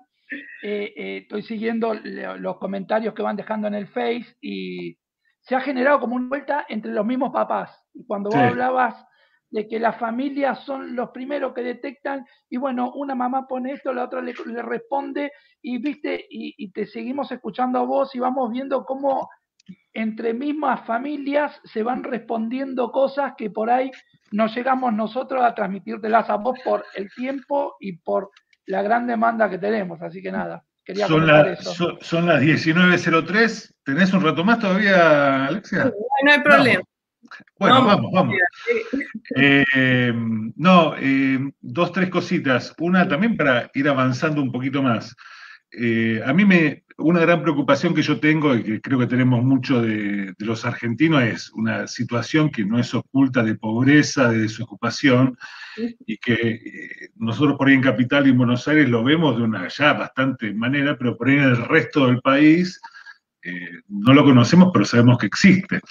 Entonces, todo este tema de a dónde voy, pues nos llegan a nosotros mensajes y cosas, y dicen, yo estoy sin obra social, no trabajo, me dijeron que haga un diagnóstico. O sea, la pregunta es, ¿dónde va esa gente, padres de todo el país, en su localcito, a dónde va, ¿no? Para buscar un diagnóstico, ¿no? Sí, bueno, Mira, es verdad que depende un poco de los lugares. Las grandes ciudades, capaz que tenés, y ahora voy a hablar como del Estado, ¿no? O sea, justamente para todas esas personas que no tienen obra social, igual tampoco que, a ver, digamos las cosas sinceramente, tener obra social tampoco es garantía de que accedas fácilmente a un diagnóstico ni a los apoyos que necesitas. Pero bueno, dejemos por un momento eso, ¿ok? No sé, ¿querés decir algo, Guille? Sí, que justo una mamá pone, la mamá de escasos recursos y no podemos hacer nada. ¿Viste? Como que se... Ok. No, a ver, es verdad que, a ver, va a ser más desafiante. Ahora, yo lo que creo que hay que hacerse un buscador, digamos. De vuelta, vuelvo a decir lo mismo que antes en relación a las organizaciones de padres. Yo creo que ahí hay un rol muy importante a nivel social y comunidad, de poder dar, de vuelta, no sé, Ciudad de Buenos Aires, bueno, existe el programa Protectea a nivel de la salud pública. Entonces están estos 4 hospitales o 5 hospitales donde una familia puede concurrir y donde al menos el diagnóstico, estamos hablando del diagnóstico, en Ciudad de Buenos Aires se va a hacer. No sé, Rosario, la vi ahí hace un rato a Ivana. En Rosario están ahora implementando que en los centros de salud, así de atención primaria, que se puede hacer una detección y un diagnóstico. Digo, y esto a nivel salud pública. Me imagino que en algunas otras grandes ciudades esto también debe funcionar un poco así. Tandil tiene un equipo en el hospital público de Tandil, un equipo integral interdisciplinario. En Olavarría creo que también había gente en el hospital. Digo, hay lugares, y es más, seguramente que acá van a poder decir en este mismo chat, van a poder contar, che, yo estoy acá y acá hay alguien en el hospital o en la salita o alguien que nos dio respuesta. Pero ahora es como intentar armar ese mapa de recursos, ¿se entiende? O sea, y cuando realmente no hay nada, primero que es algo que de vuelta, como al ser un derecho, estaríamos como pudiendo como quizás, no sé, a la Agencia Nacional de Discapacidad, por ejemplo, es un organismo a nivel nacional que recibe denuncias y recibe preguntas, muchas, y que debería estar empezando a responder más, ¿sí? Entonces, creo que hay que ir preguntando, exigiendo y demandando que haga, pero mientras tanto, creo que, ¿sabes qué? Yo vuelvo al tema de la tecnología, me parece que todo el trabajo de muchas de nuestras organizaciones, que hace como mucho trabajo en pos de que esta información de calidad, de qué cosas pueden hacer las personas, que esté ahí accesible y que cualquiera pueda entrar a un canal YouTube, que pueda entrar a una red social y que pueda aprender a hacer algunas cosas, o mismo estos lives, ¿se entiende? O sea, hay bastante de esto, más exacerbado con el tema de la pandemia, donde las familias pueden empezar a aprender algunas cosas para ir poniendo en marcha. Y esto es un tema muy importante porque, de vuelta, tal vez el diagnóstico es la puerta de acceso a esos apoyos más formales que vienen desde la salud, ¿no? Como las terapias. Pero es muy importante el rol de las familias en este sentido y todo lo que puedan aprender para poder ofrecer esas herramientas y estrategias en el día a día con sus hijos y sus hijas. Y acá sí voy a mencionar algo que lo voy a mencionar, que es el tema del taller TEM, ¿sí? No sé si todo el mundo conoce, pero nosotros, que es un taller gratuito, que nosotros hacemos en Panacea mensualmente, que durante la pandemia lo movimos a online, lo hacíamos presencial. De hecho, estoy viendo que hay un par de coordinadores de talleres TEM en este chat, por eso lo digo también. Hay varias, hay 2 o 3, las vi. Y los talleres TEM, ¿qué son? Son talleres gratuitos de 2 días de duración. Ahora los estamos haciendo online, una vez por mes en Panacea. Ahora van a retomar en distintas ciudades. Hay 45 ciudades en Argentina donde hay coordinadores formados que los están haciendo, donde se les enseña a los padres de niños menores a 6 años y con poco lenguaje y diagnóstico de autismo a cómo jugar, cómo enganchar, cómo estimular la comunicación. Y realmente la devolución de eso es muy impactante. Realmente uno ve cómo ayuda eso a las familias que recién empiezan. O sea, les da un marco y les da un camino que es muy potente, muy potente. Entonces, hay que hacerse un poco de estas informaciones, ¿no? Claro, la información es poder. Por eso los medios de la comunicación siempre mencionan esta frase, la información es poder. Claro, en la medida en que vos tengas conocimientos, tengas saberes, tengas información, vos podés hacer mucho más. Y esto es lo que tenemos que lograr con las familias y los familiares y las personas adultas, es empoderarlos, es que tengan más información, conocimientos, saberes, herramientas, estrategias para saber cómo acompañar a sus hijos y a sus hijas en el día a día. Y esto hace toda la diferencia.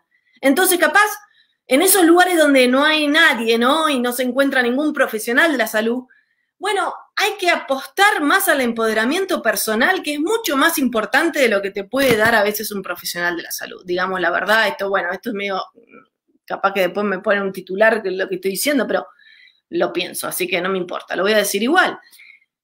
Yo creo que yo prefiero a una mamá, a un papá, a una abuela, a un tío, a un primo, empoderado y sabiendo qué hay que hacer y cómo hay que estimular y cómo hay que acompañar y cómo hay que brindar apoyos a una persona, prefiero mucho más eso que esté cerca del capo di tutti capi de un profesional de la salud, digamos, que sepa mucho, porque está bien, vas, charlás, está bien, 45 minutos, pero no te va a dar todas las respuestas. Es mucho más importante que todos aprendan y acuérdense que esto depende mucho del perfil individual único. No todo el mundo necesita lo mismo. Entonces, los familiares lo que tienen que aprender es qué necesita el propio hijo o la propia hija y hacerse expertos en eso. Y en eso sí te puedes hacer experto y hoy online, está bien, necesitas conexión, de vuelta, estamos con esta barrera. Si no tenés conectividad, ahí estás como un poco más expuesto a los recursos que haya a nivel local, pero creo que la comunidad tiene un enorme rol en poder brindar apoyos a esas familias. Enorme rol.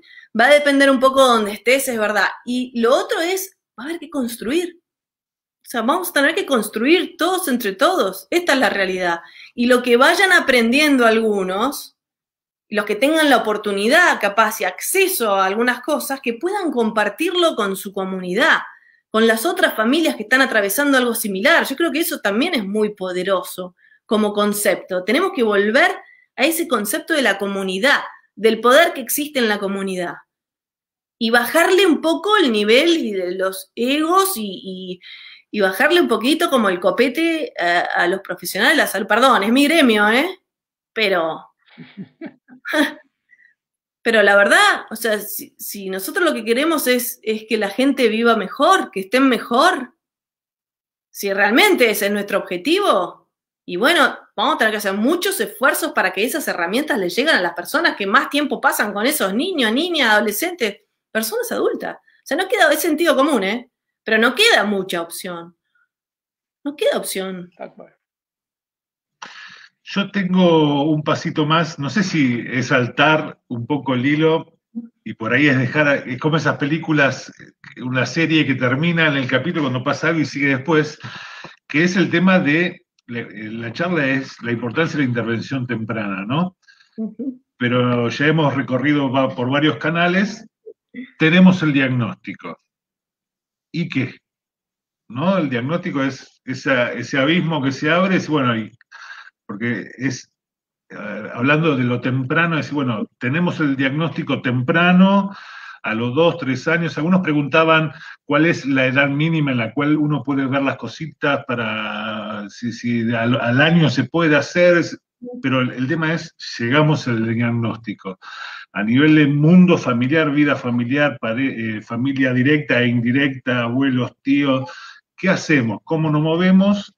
Y ya estamos en ese momento importante y también heavy para todos los padres, ¿no? Porque, sí. ¿no? Mira, te diría que es hasta casi más importante saber qué hacemos que saber el diagnóstico. O sea, es más importante esa otra, la segunda pregunta. O sea, es más importante tener claro qué hay que hacer que tener claro las siglas o las letras que componen una palabra y un diagnóstico y una etiqueta. Pero bueno, mucha gente no lo sabe y se quedan con el hachazo, porque ¿qué es lo que le pasa? A muchas familias el nombre, la etiqueta, es un hachazo que te parte al medio, ¿no? Y así es como tenemos muchas de esas familias que se acuerdan de la hora, el día, el mes, el lugar. El lugar, la cara de la persona que les estaba diciendo, o sea, así. Yo siempre digo, es como el efecto trauma en realidad, ¿no? Es como, viste que uno se acuerda siempre de esas cosas cuando tiene un efecto traumático, es como si lo hubieras vivido. O sea, es como una memoria que te queda muy vivido porque está mezclada con la emoción, se te queda como pegamento. Bueno, primero deberíamos como trabajar un poquito para que ninguna dada de diagnóstico sea un evento traumático para alguien. Y esto es algo que nos compete a mi gremio de vuelta, que tenemos mucha oportunidad de mejora en este sentido, porque nadie se debería ir de un consultorio o de donde sea que está ocurriendo este proceso de devolución diagnóstica después de una evaluación que sea traumática. O sea, estamos haciendo, si eso ocurre, estamos haciendo algo mal. Mi gremio está haciendo algo mal. Entonces, bueno. El poder de las palabras. Se escriben por ahí. El poder de las palabras. Otro tema, re importante, pero no nos vamos a meter ahí porque, nada, da para un montón. Pero ponele, lo que sí debería ser muy importante, que este diagnóstico se pueda dar de una manera, bueno, está la famosa frase que siempre usamos, ¿no? Como oportunidad y no como sentencia, ¿no? Porque la verdad es que cada vez que un diagnóstico está hecho como una sentencia, como decir, no va a poder hacer chao, vos, pero le achaste muchas cosas a una familia y no está bueno eso. Entonces hay que plantearlo muchísimo más como una oportunidad, decir, qué bueno que podemos saber ahora de qué manera podemos ayudar y nunca poner un techo, nunca poner un tope, nunca decir no va a poder X, nunca, porque tendemos a la equivocación, pero no solo porque tendemos a la equivocación, sino porque vos con las palabras, y más estando en una situación de poder por encima de alguien que te está escuchando, porque el saber es poder también. Entonces, hay una asimetría entre los profesionales de la salud y las familias legas, que hay una asimetría de poder.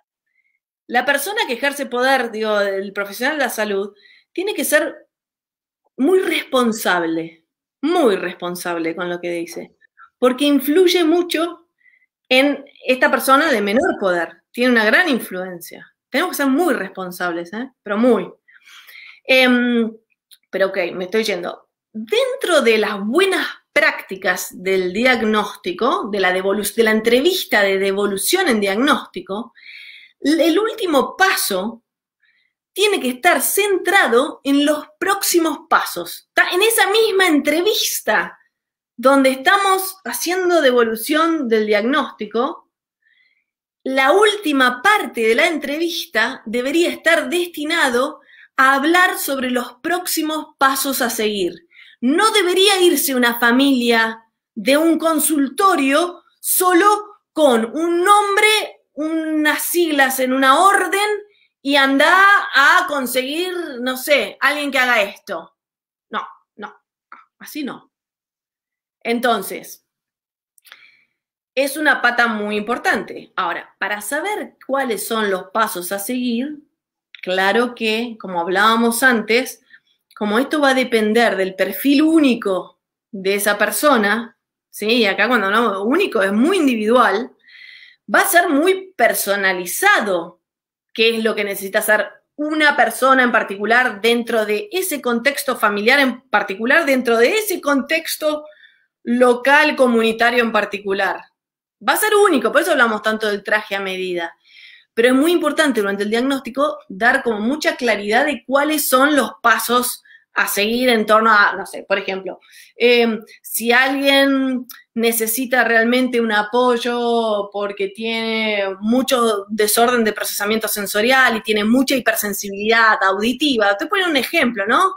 Y bueno, va a ser muy importante que vos, como profesional, le puedas dar a esa familia la información como para que contacten y cuenten con un apoyo de un terapista ocupacional que sepa de integración sensorial, que le pueda brindar los apoyos que necesita a ese niño, en este caso, por el ejemplo, que tiene hipersensibilidad auditiva. puse un ejemplo en realidad, pero son 1000, en realidad va a depender mucho del perfil. Ahora, sí el mensaje que tiene que estar sí o sí como entregado ahí en ese primer, y esto es generalizado, es, ustedes tienen que aprender, familiares, lo más posible sobre ese perfil único que tiene vuestro hijo o vuestra hija, y tienen que aprender lo más, tienen que hacerse expertos en los apoyos que necesita. En la medida en que ustedes se hagan expertos, van a depender cada vez menos de conseguir apoyos externos y que a veces no se consiguen por ningún lado. Entonces yo creo que sí este mensaje de aprender, de un proceso de aprender, porque los padres también tienen que aprender un montón de cosas. Digo, no son solo los niños y las niñas los que están intentando aprender algunas habilidades, ¿no? Los padres también van a tener que aprender algunas herramientas, a ponerlas en práctica, algunas estrategias de, bueno, ¿cómo interactúo? ¿Cómo es la mejor interacción para estimular la comunicación, por ejemplo, de mi hijo? Bueno, si un padre empieza a saber eso es lo más valioso que le podés dar a un padre. Entonces le tenés que poner, a ver, es como darle un mapa de ruta y decirle, este es el perfil único, estos son los apoyos que vendría bárbaro y ustedes tienen que aprender un montón de cosas. Te diría que esto, en términos generales, sí tiene que darse en esa entrevista cuando se da un diagnóstico. No se pueden ir sin un mapa de ruta de esa entrevista. Por lo menos en el mundo ideal. Yo te cuento, no voy a dar nombre ni nada por una cuestión de respeto. Ya en otro momento te lo he dicho. Yo recuerdo fijamente el día, el horario, el hospital de la ciudad de Buenos Aires, donde me lo hicieron, la psicopedagoga palmeando, bueno, mamá, esto es para siempre, no leas nada, no hagas nada, no hay nada por hacer. Era eso, ¿no? 3 años, y nosotros decíamos, ¿cómo puede ser que a los 3 años no podamos meter una ficha por nuestro hijo? ¿No? Entonces, fuimos otra vez, lo mismo, y después la idea es decir, bueno, ahí donde nos abran una puerta, aunque sea un cachito así, que haya luz, hacia allá vamos, ¿no? Pero es así, yo creo que todo, yo siempre digo que es un momento de reseteo como la computadora, ¿no? Como que es ese momento, tenía todo ahí, y ahora empezamos de vuelta. Guille. Uy, pero mira, acá me fui anotando de lo que voy leyendo y vamos a darle unos mimos a la doctora. Muy humana, una gran empatía, una capa, una gran motivadora, clara, impresionante. Cada cosa que escucho me gusta más lo que estoy escuchando. Una grosa.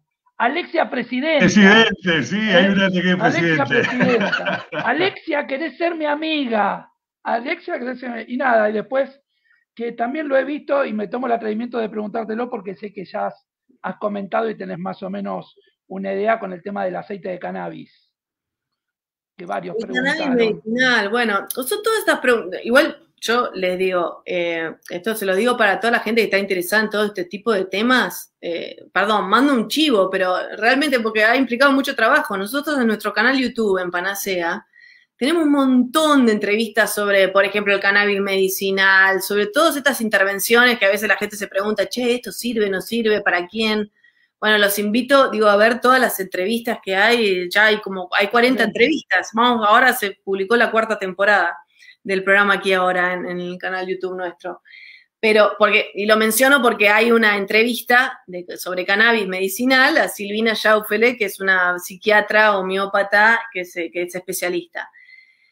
Siempre piensen esto, no hay nada que sirva para todos, hay que ver qué es lo que le sirve a cada uno, ¿sí? Entonces, cada una de estas intervenciones, sea un fármaco, sea una intervención, no sé, relacional, sea una intervención conductual, sea estimulación magnética transcraniana, sea, no importa.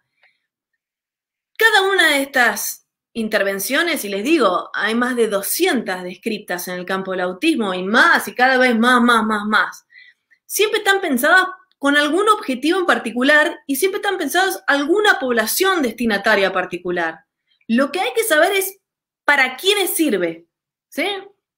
Entonces, el cannabis, yo igual no soy especialista, pero a ver, de lo que se sabe así a nivel vulgo, digamos vulgarmente, para personas dentro del espectro autista que a veces tienen muchas cuestiones conductuales y problemas de sueño, por ejemplo, se ve que en algunas de esas personas, en un porcentaje relativamente decente, tiene como un efecto beneficioso a la hora de la conducta y el sueño. Por ejemplo, le digo, pero no quiere decir que a cualquiera que le des cannabis medicinal le va a servir. Es más, alguno podrá tener un efecto adverso, ¿se entiende? Entonces, esto siempre es ajustar a cada persona según lo que necesita.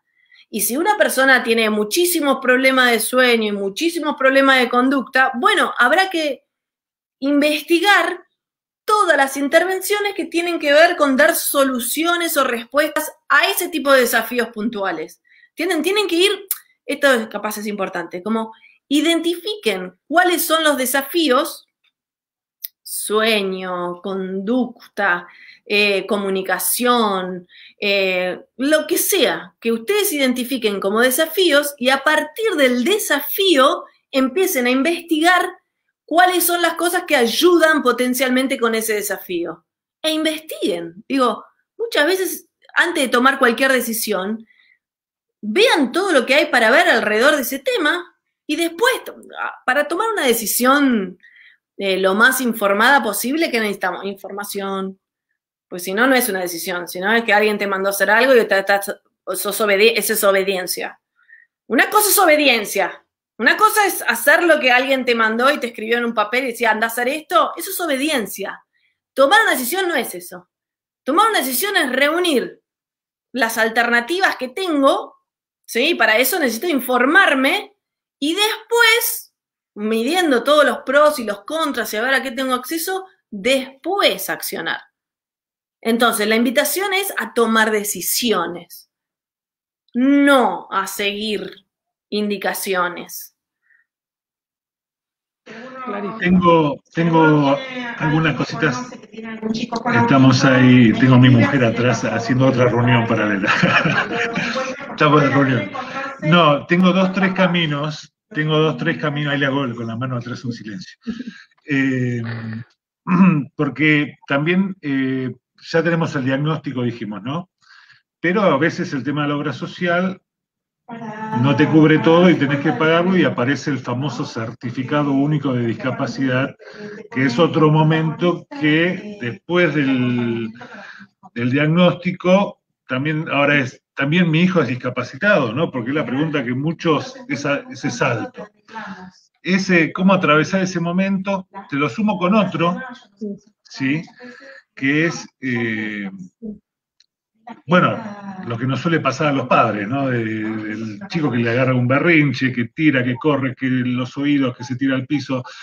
Y nosotros venimos ya ahora con el diagnóstico y con el certificado de discapacidad, la familia y el mundo que lo vemos de azul, ¿no? Nunca tan bien dicho, un día mi vida se transformó en azul. Y por último también, aunque sea de manera rápida, porque esto que dijiste recién también es importante, te dan un papel y te dicen, andá y hace esto, ¿no? Sobre el tema de tratamientos, no para ahondar, pero decir, bueno, hoy, ¿en qué está en boga? Mínimamente para ver en qué se diferencia o apuntar hacia dónde, decir, porque te dicen un montón de cosas y por ahí no es el zapato para tu pie, digamos, ¿no? Tal cual. Bueno, empiezo un segundito por la última, después voy a lo del CUT. Sí, se van a encontrar con que los tratamientos recomendados va a depender del librito que le encante a la persona que los recomienda. Entonces, esto hay que estar muy consciente de esto. O sea, vos ya tenés que saber que probablemente depende a quién vayas a ver, de eso depende las indicaciones que recibirás. Hay un dicho, ¿no? Como algo de, dime con quién, y te diré quién eres. Bueno, dime a qué profesional vas y te diré con qué tratamiento salís de ese consultorio. Es así. Entonces, estamos de vuelta primero. No es el autismo lo que se trata, porque acuérdense, los autismos hay una variedad gigantesca, entonces no hay un tratamiento para una variedad gigantesca y tan heterogénea de características individuales. Estamos mal, o sea, si nosotros estamos indicando tratamientos para la categoría autismo, estamos mal, ¿sí? Las indicaciones de los apoyos tienen que ver con el perfil individual de las personas, y esto es muy importante, pero muy importante. Y creo que, de vuelta, creo que lo que puede servir es, porque tu pregunta era, ¿qué cosas sirven? ¿No? Depende para qué. Yo te diría que a veces sirve mucho pensarlo como desafíos, ¿no? Puntuales. Y pensar a cada desafío cuáles son las herramientas que más han servido para este desafío. Entonces, no sé, me decís comunicación.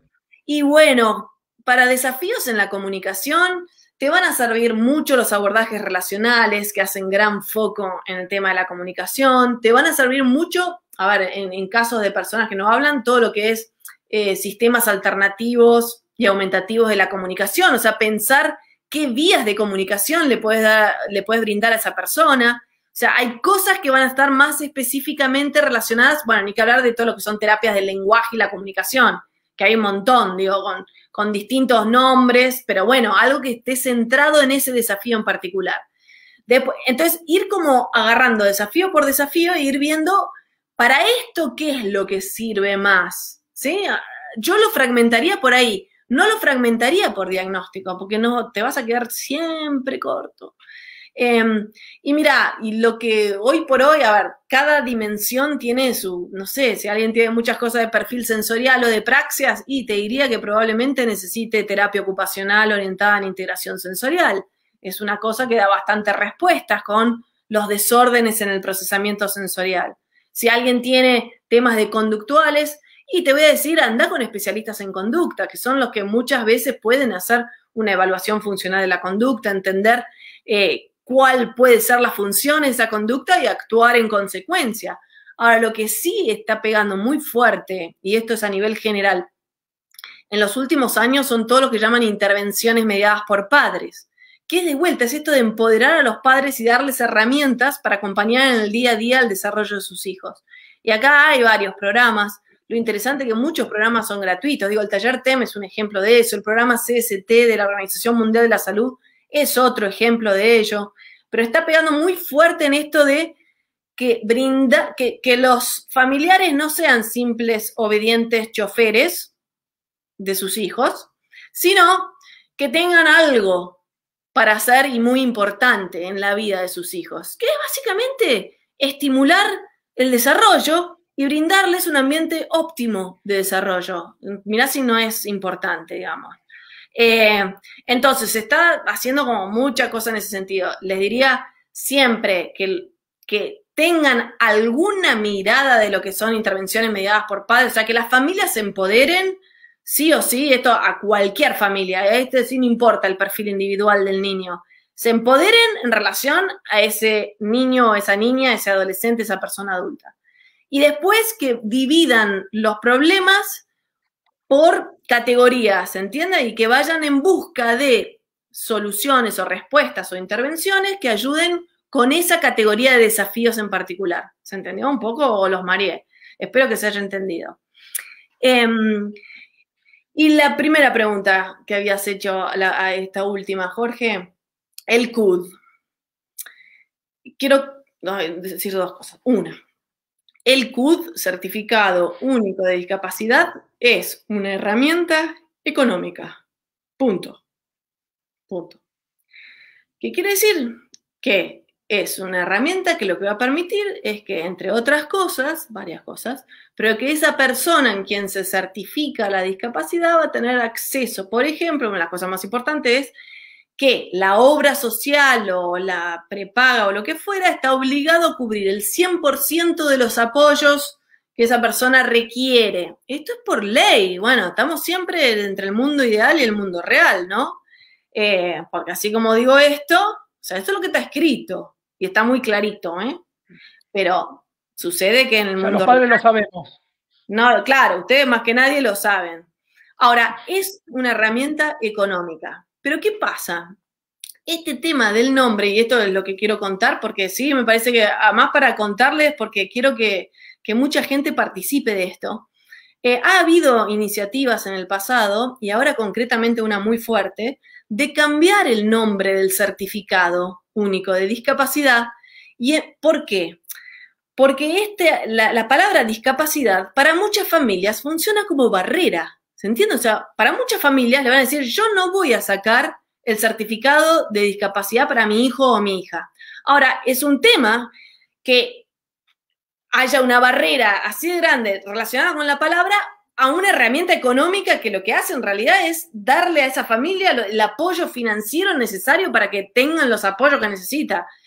Entonces, ha habido iniciativas que no han prosperado, pero ahora más fuerte aún de cambiar, y ahora veremos qué, ¿no? Pero si se llamara certificado único de derechos o de acceso a los derechos, ¿sí? Y ajustes razonables, un CUDAR, por ejemplo, que es todo AR, ¿viste? Termina todo en AR. La verdad es que hay muchas familias que tal vez no les molestaría tanto el tema. Y de vuelta, es una herramienta económica, nada más. Nada más. O sea, realmente no hay que darle mucha entidad. Pero las palabras pesan y las palabras tienen poder. Y a muchas personas la palabra discapacidad les genera muchas cosas. Entonces, es la verdad que hay que modificar algo para que no se haga una barrera a la palabra en sí. Entonces, vamos a salir con esto es lo que quería contar, que vamos a hacer una encuesta a todo el colectivo de personas con discapacidad, o sea, a toda la gente que le interese, qué opinan sobre el tema de si se cambiara el nombre del certificado, ¿no? Y que pudiera sustituirse la palabra discapacidad por alguna otra que sea un poco más amigable.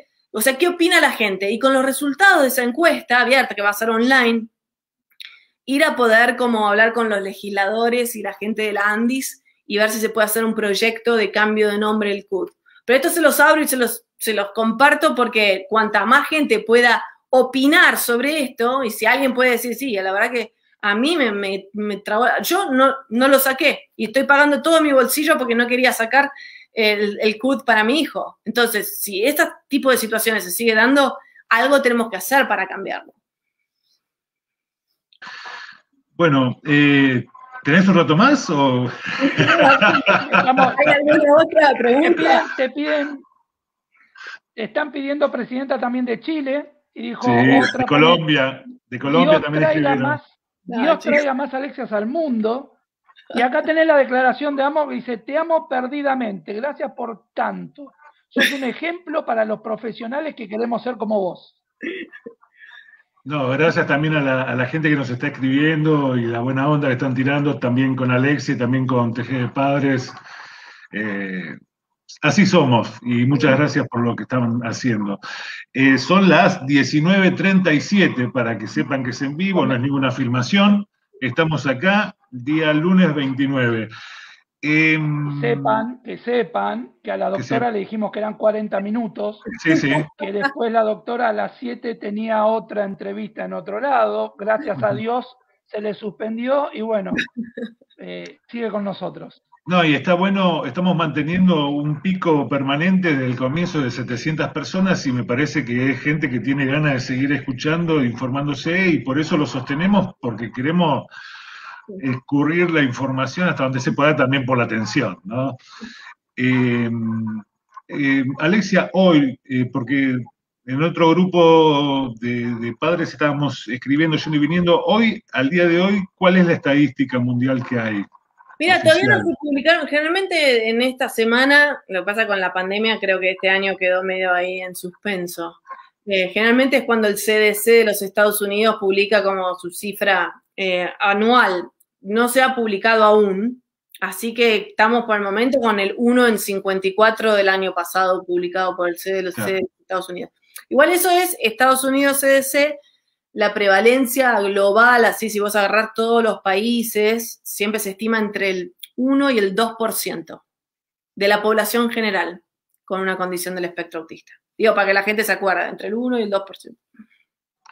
Y después, bueno, en nuestro caso, como TG de Padres, que ya hace 14 años que estamos en el camino, después de tanta investigación, de tanto camino, de tanto trayectoria, de tanta número, estadística, de diagnóstico, se avanzó en algo más para saber por qué, o estamos igual, se descubrió algo para algún lado, decir, porque sabemos que no es una enfermedad, por eso no hablamos de cura, ¿no? Pero decir, bueno, ¿por qué fue? ¿Alguna pata nueva?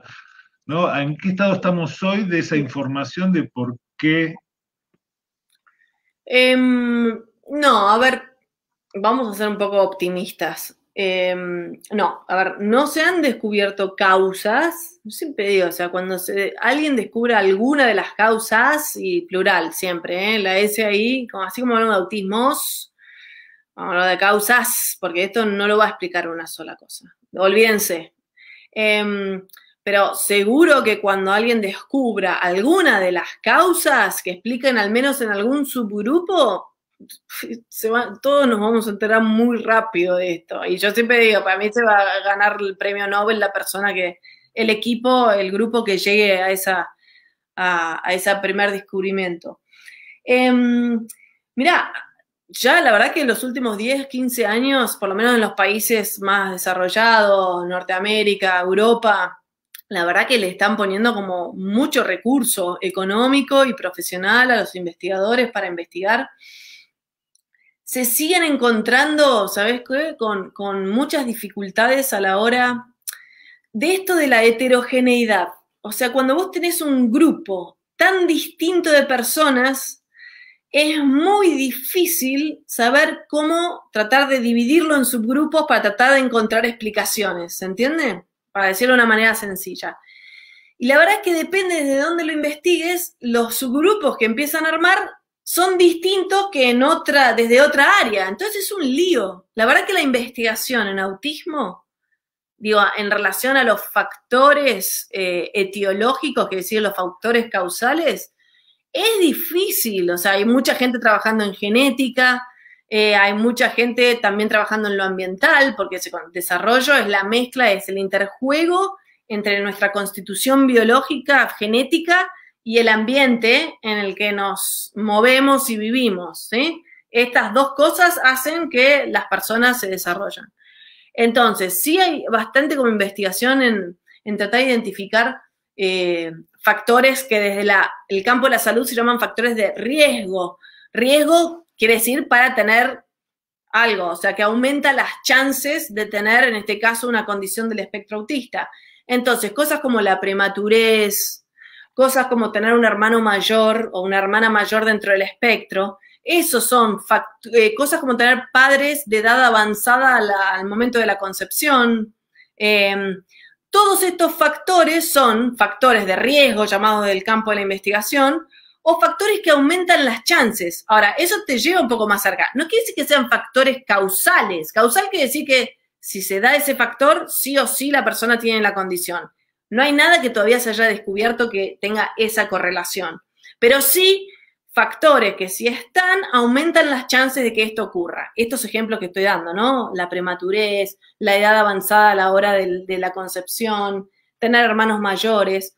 Por eso, en esas poblaciones que acabo de mencionar, es muy importante hacer un seguimiento cercano del desarrollo de esos niños, porque ya sabés que son niños y niñas que tienen una chance más alta de tener desafíos en el desarrollo. Pero no, la verdad que todavía se hace como bastante agua en lo que es factores etiológicos y ya te digo, es bastante como complejo porque probablemente sean cosas multicausales con varios factores que están interactuando entre sí y para descubrir eso se requiere tiempo. Pero bueno, en algún momento vamos a llegar un poquito más a algunas informaciones que... A ver, igual creo que lo más importante es, más allá del descubrimiento, qué sé yo, algo puntual, es que sí descubramos cuáles son las maneras de ayudar a las personas y que las personas tengan mejor calidad de vida. Y esto independientemente de si tengo un alelo determinado en un gen determinado, ¿se entiende? Porque tener que tengo, no sé... el gen de las neuroliguinas, tengo un tipo de gen que está, pero esto no me aporta a mí para ver cómo puedo vivir mejor yo. Entonces, a mí me parece que mucha de la investigación estaría buenísimo poder como orientarla más a las ayudas para que las personas estén mejor, ¿se entiende? Me parecería que estaría buenísimo que se ponga mucho más energía y mucho más fondos en todo lo que es implementación, en efectividad de intervenciones y que eso todavía no está tan equilibrado, ¿sí? Hay mucha investigación en factores más biológicos, más en genética, más en eso. Pero bueno, muchos grupos, muchos investigadores que están trabajando sobre el tema. Y bueno, acá hacemos más o menos lo que podemos con los recursos que tenemos, pero claro, nuestra investigación está más orientada a temas como de uso clínico, ¿se entiende? No sé, validación de herramientas, tratar de ver qué cosas son efectivas, qué programas son efectivos. Porque lo que nos interesa es, o sea, mejorar la vida de las personas, ¿se entiende? O sea, que estén mejor. Y tratar de investigar eso, cuáles son los factores que hacen que una persona o una familia esté mejor. Bueno, a nosotros nos interesa como mucho eso, pero bueno, está la red de espectro autista Latinoamérica, donde somos varios investigadores clínicos en Latinoamérica que intentamos hacer cosas colaborativas entre los distintos países. Y somos parte también de INSER, ¿no? Que es la Sociedad Internacional de Investigación en Autismo. Si a alguien le interesa mucho el tema de la investigación, esa es una sociedad internacional que para todos los que tienen alma de investigación, les sugiero como ir a la página web de INSER. Todos los mayos se hace el meeting anual, ahora lo están haciendo online por todo este tema de la pandemia. Y para toda la gente que le interesen también temas de investigación, hay un newsletter que está muy bueno, lo único que está en inglés, pero bueno, para los que manejen inglés, hay un newsletter de la Simons Foundation, la Fundación Simons de los Estados Unidos, que se llama Spectrum, es el newsletter que todas las semanas te están mandando cosas sobre los nuevos adelantos y las cosas que están descubriendo. Digo, si hay alguien que le interesa, eso es una newsletter a la cual afiliarse. Sugerencia. Perfecto. Guille, ¿mensajes finales? Mensajes finales, nada, se repiten, siempre lo mismo, para el mismo lado. Humanidad, tranquila, genia, te quiero, no me canso de escucharte. Desde que te escuché la primera vez, me cambió la vida. No, nada. Y me quedo así, como al principio, y la seguiría exprimiendo como Jorge te quiere seguir exprimiendo, pero me pongo en tu lugar y le digo, por ahí, cerrar con algún mensaje para esos primeros papás que están con el diagnóstico hace poco, y para aquellos papás que ya venimos hace unos años, y por ahí para los adultos, como un mensaje para cerrar, un mensaje positivo, viste que venimos con tanta remándola, y nada, y escucharte nos apacigua, nos tranquiliza, nos da esperanza, nos dice que vamos por buen camino, nos dice que todo lo que hacemos no es en vano, y que cada uno de su lugar pone su granito de arena para sumar. Así que me parece que esa reflexión como para... Antes que el mensajecito, porque hay mucha gente que dice, ¿cómo te contacto? ¿Por qué no venís a Perú? Que venía allá, qué sé yo. Nosotros ponemos acá, las redes, todas las redes de Panaceas coinciden con el @panacea, ¿sí? Algunos preguntaron por el taller TEM, ¿cuándo es? Si querés abrir un poquito la información. Dale. Bueno, sí, para toda esta información, todas las redes sociales nuestras, @panacea, en todo, o sea, Instagram, Facebook, LinkedIn, Twitter, canal YouTube, o sea, también /panacea. Miren, porque hay mucha información ahí. Taller TEM, hay un micrositio que es tem.panacea.org, donde se pueden inscribir, hacemos uno por mes, pero no se desanimen, si alguien está muy interesado y ve que se quedó sin cupo, escriban a tem@panacea.org, que si hay lugar, los incluimos para este mes. Próximo es esta semana, la semana que viene es el próximo taller TEM. Así que eso, descuéntenlo, o sea, escriben tem@panacea.org. Bueno, y después están todos los mails nuestros, digamos. Yo no me puedo escapar mucho porque es mi nombre y mi apellido, @panacea.org, digamos. Si es que me quieran escribir, pero... Digo, hay un montón de información ya que está ahí accesible, que lo pueden ver en cualquier momento, en cualquier lugar, y que no dependa de mis tiempos y que pueda responder. Igual soy de contestar, cuando puedo, contesto todo, digamos. A veces me tienen que tener un poquito de paciencia, pero nada más. No dejo mails sin contestar, ni mensajes sin contestar. Y no, ¿qué me habías dicho? El mensaje, se nos fue Guille. Sí, está ahí retomando, parece. El mensaje, bueno, está en línea, creo,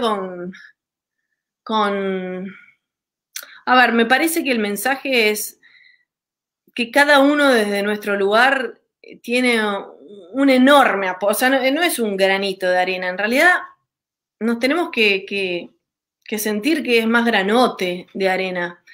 Y sí me parece que mostrar a mí siempre, o sea, la digo, algunos me habrán escuchado como decir estas frases, ¿no? Pero hay esta frase que me gusta mucho que es, sé el cambio que querés ver en otros. Muchas veces nosotros queremos ver que otras personas hagan algo distinto, ¿no? Y muchas veces la mejor manera de lograr que alguien cambie es hacerlo nosotros primero, ¿no? La famosa otra frase que me encanta, las palabras convencen, pero el ejemplo arrastra.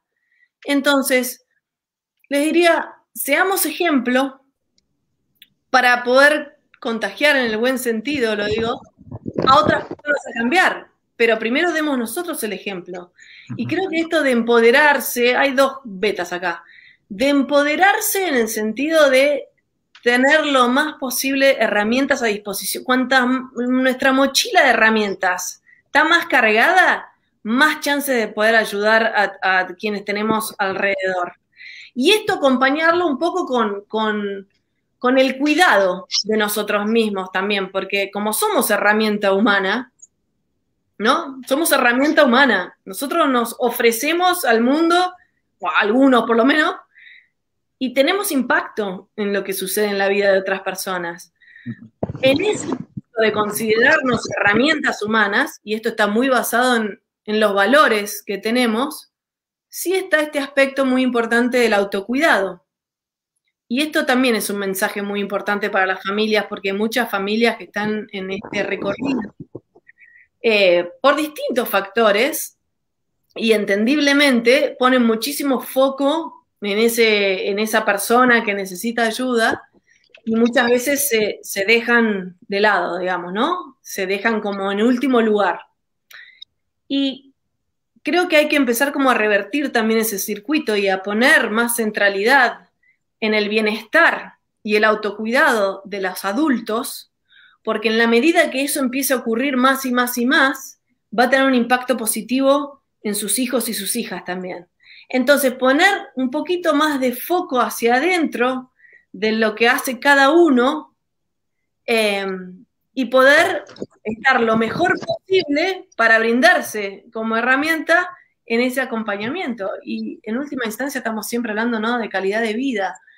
Queremos seres humanos felices y viviendo con una buena calidad de vida. Bueno, no sé, por lo menos algunas personas tienen ese objetivo. Bueno, hay que hacer cosas para llegar ahí. Entonces la invitación es eso, y nunca, nunca creerse cosas, especialmente cuando les dicen cosas negativas o cosas como que cierran caminos, huyan de esos lugares. O sea, digan, esto bien, me funcionó como aprendizaje, muchas gracias, agradezcan y váyanse. Y váyanse.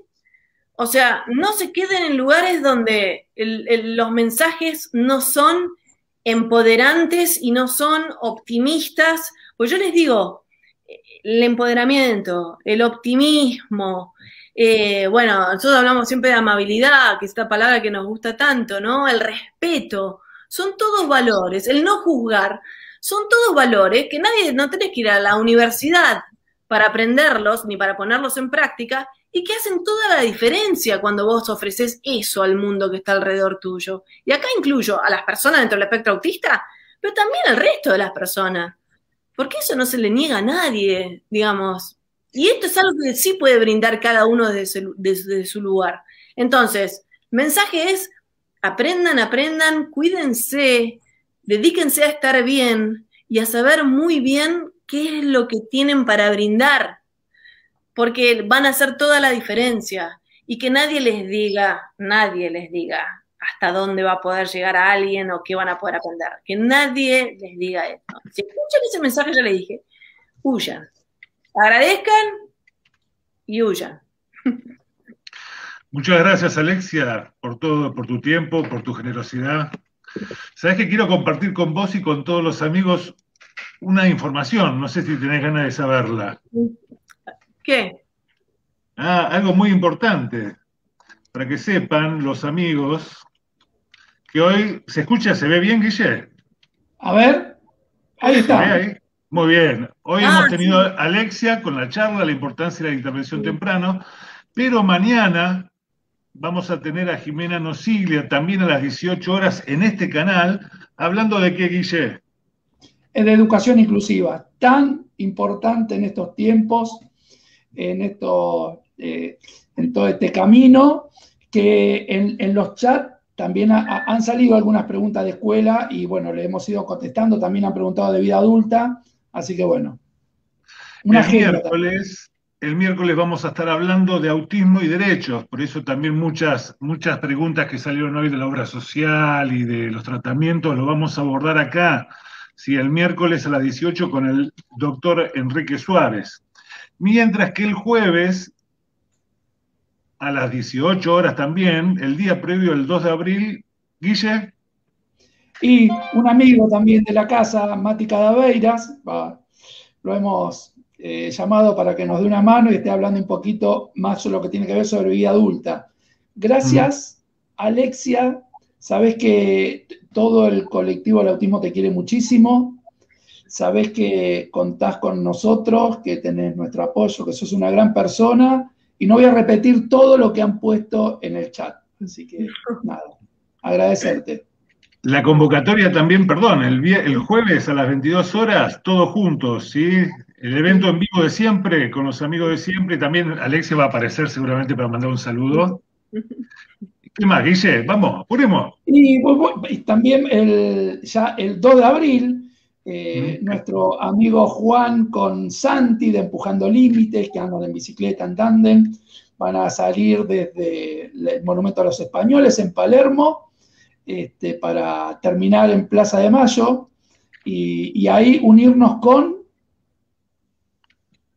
la Caravana Azul, que va a ser el ahí, mismo 2 de abril a partir de la convocatoria de 15:45 en Plaza de Mayo, salimos 16:30, salimos y terminamos en Plaza de Mayo, con lluvia o sin lluvia, no se suspende por lluvia.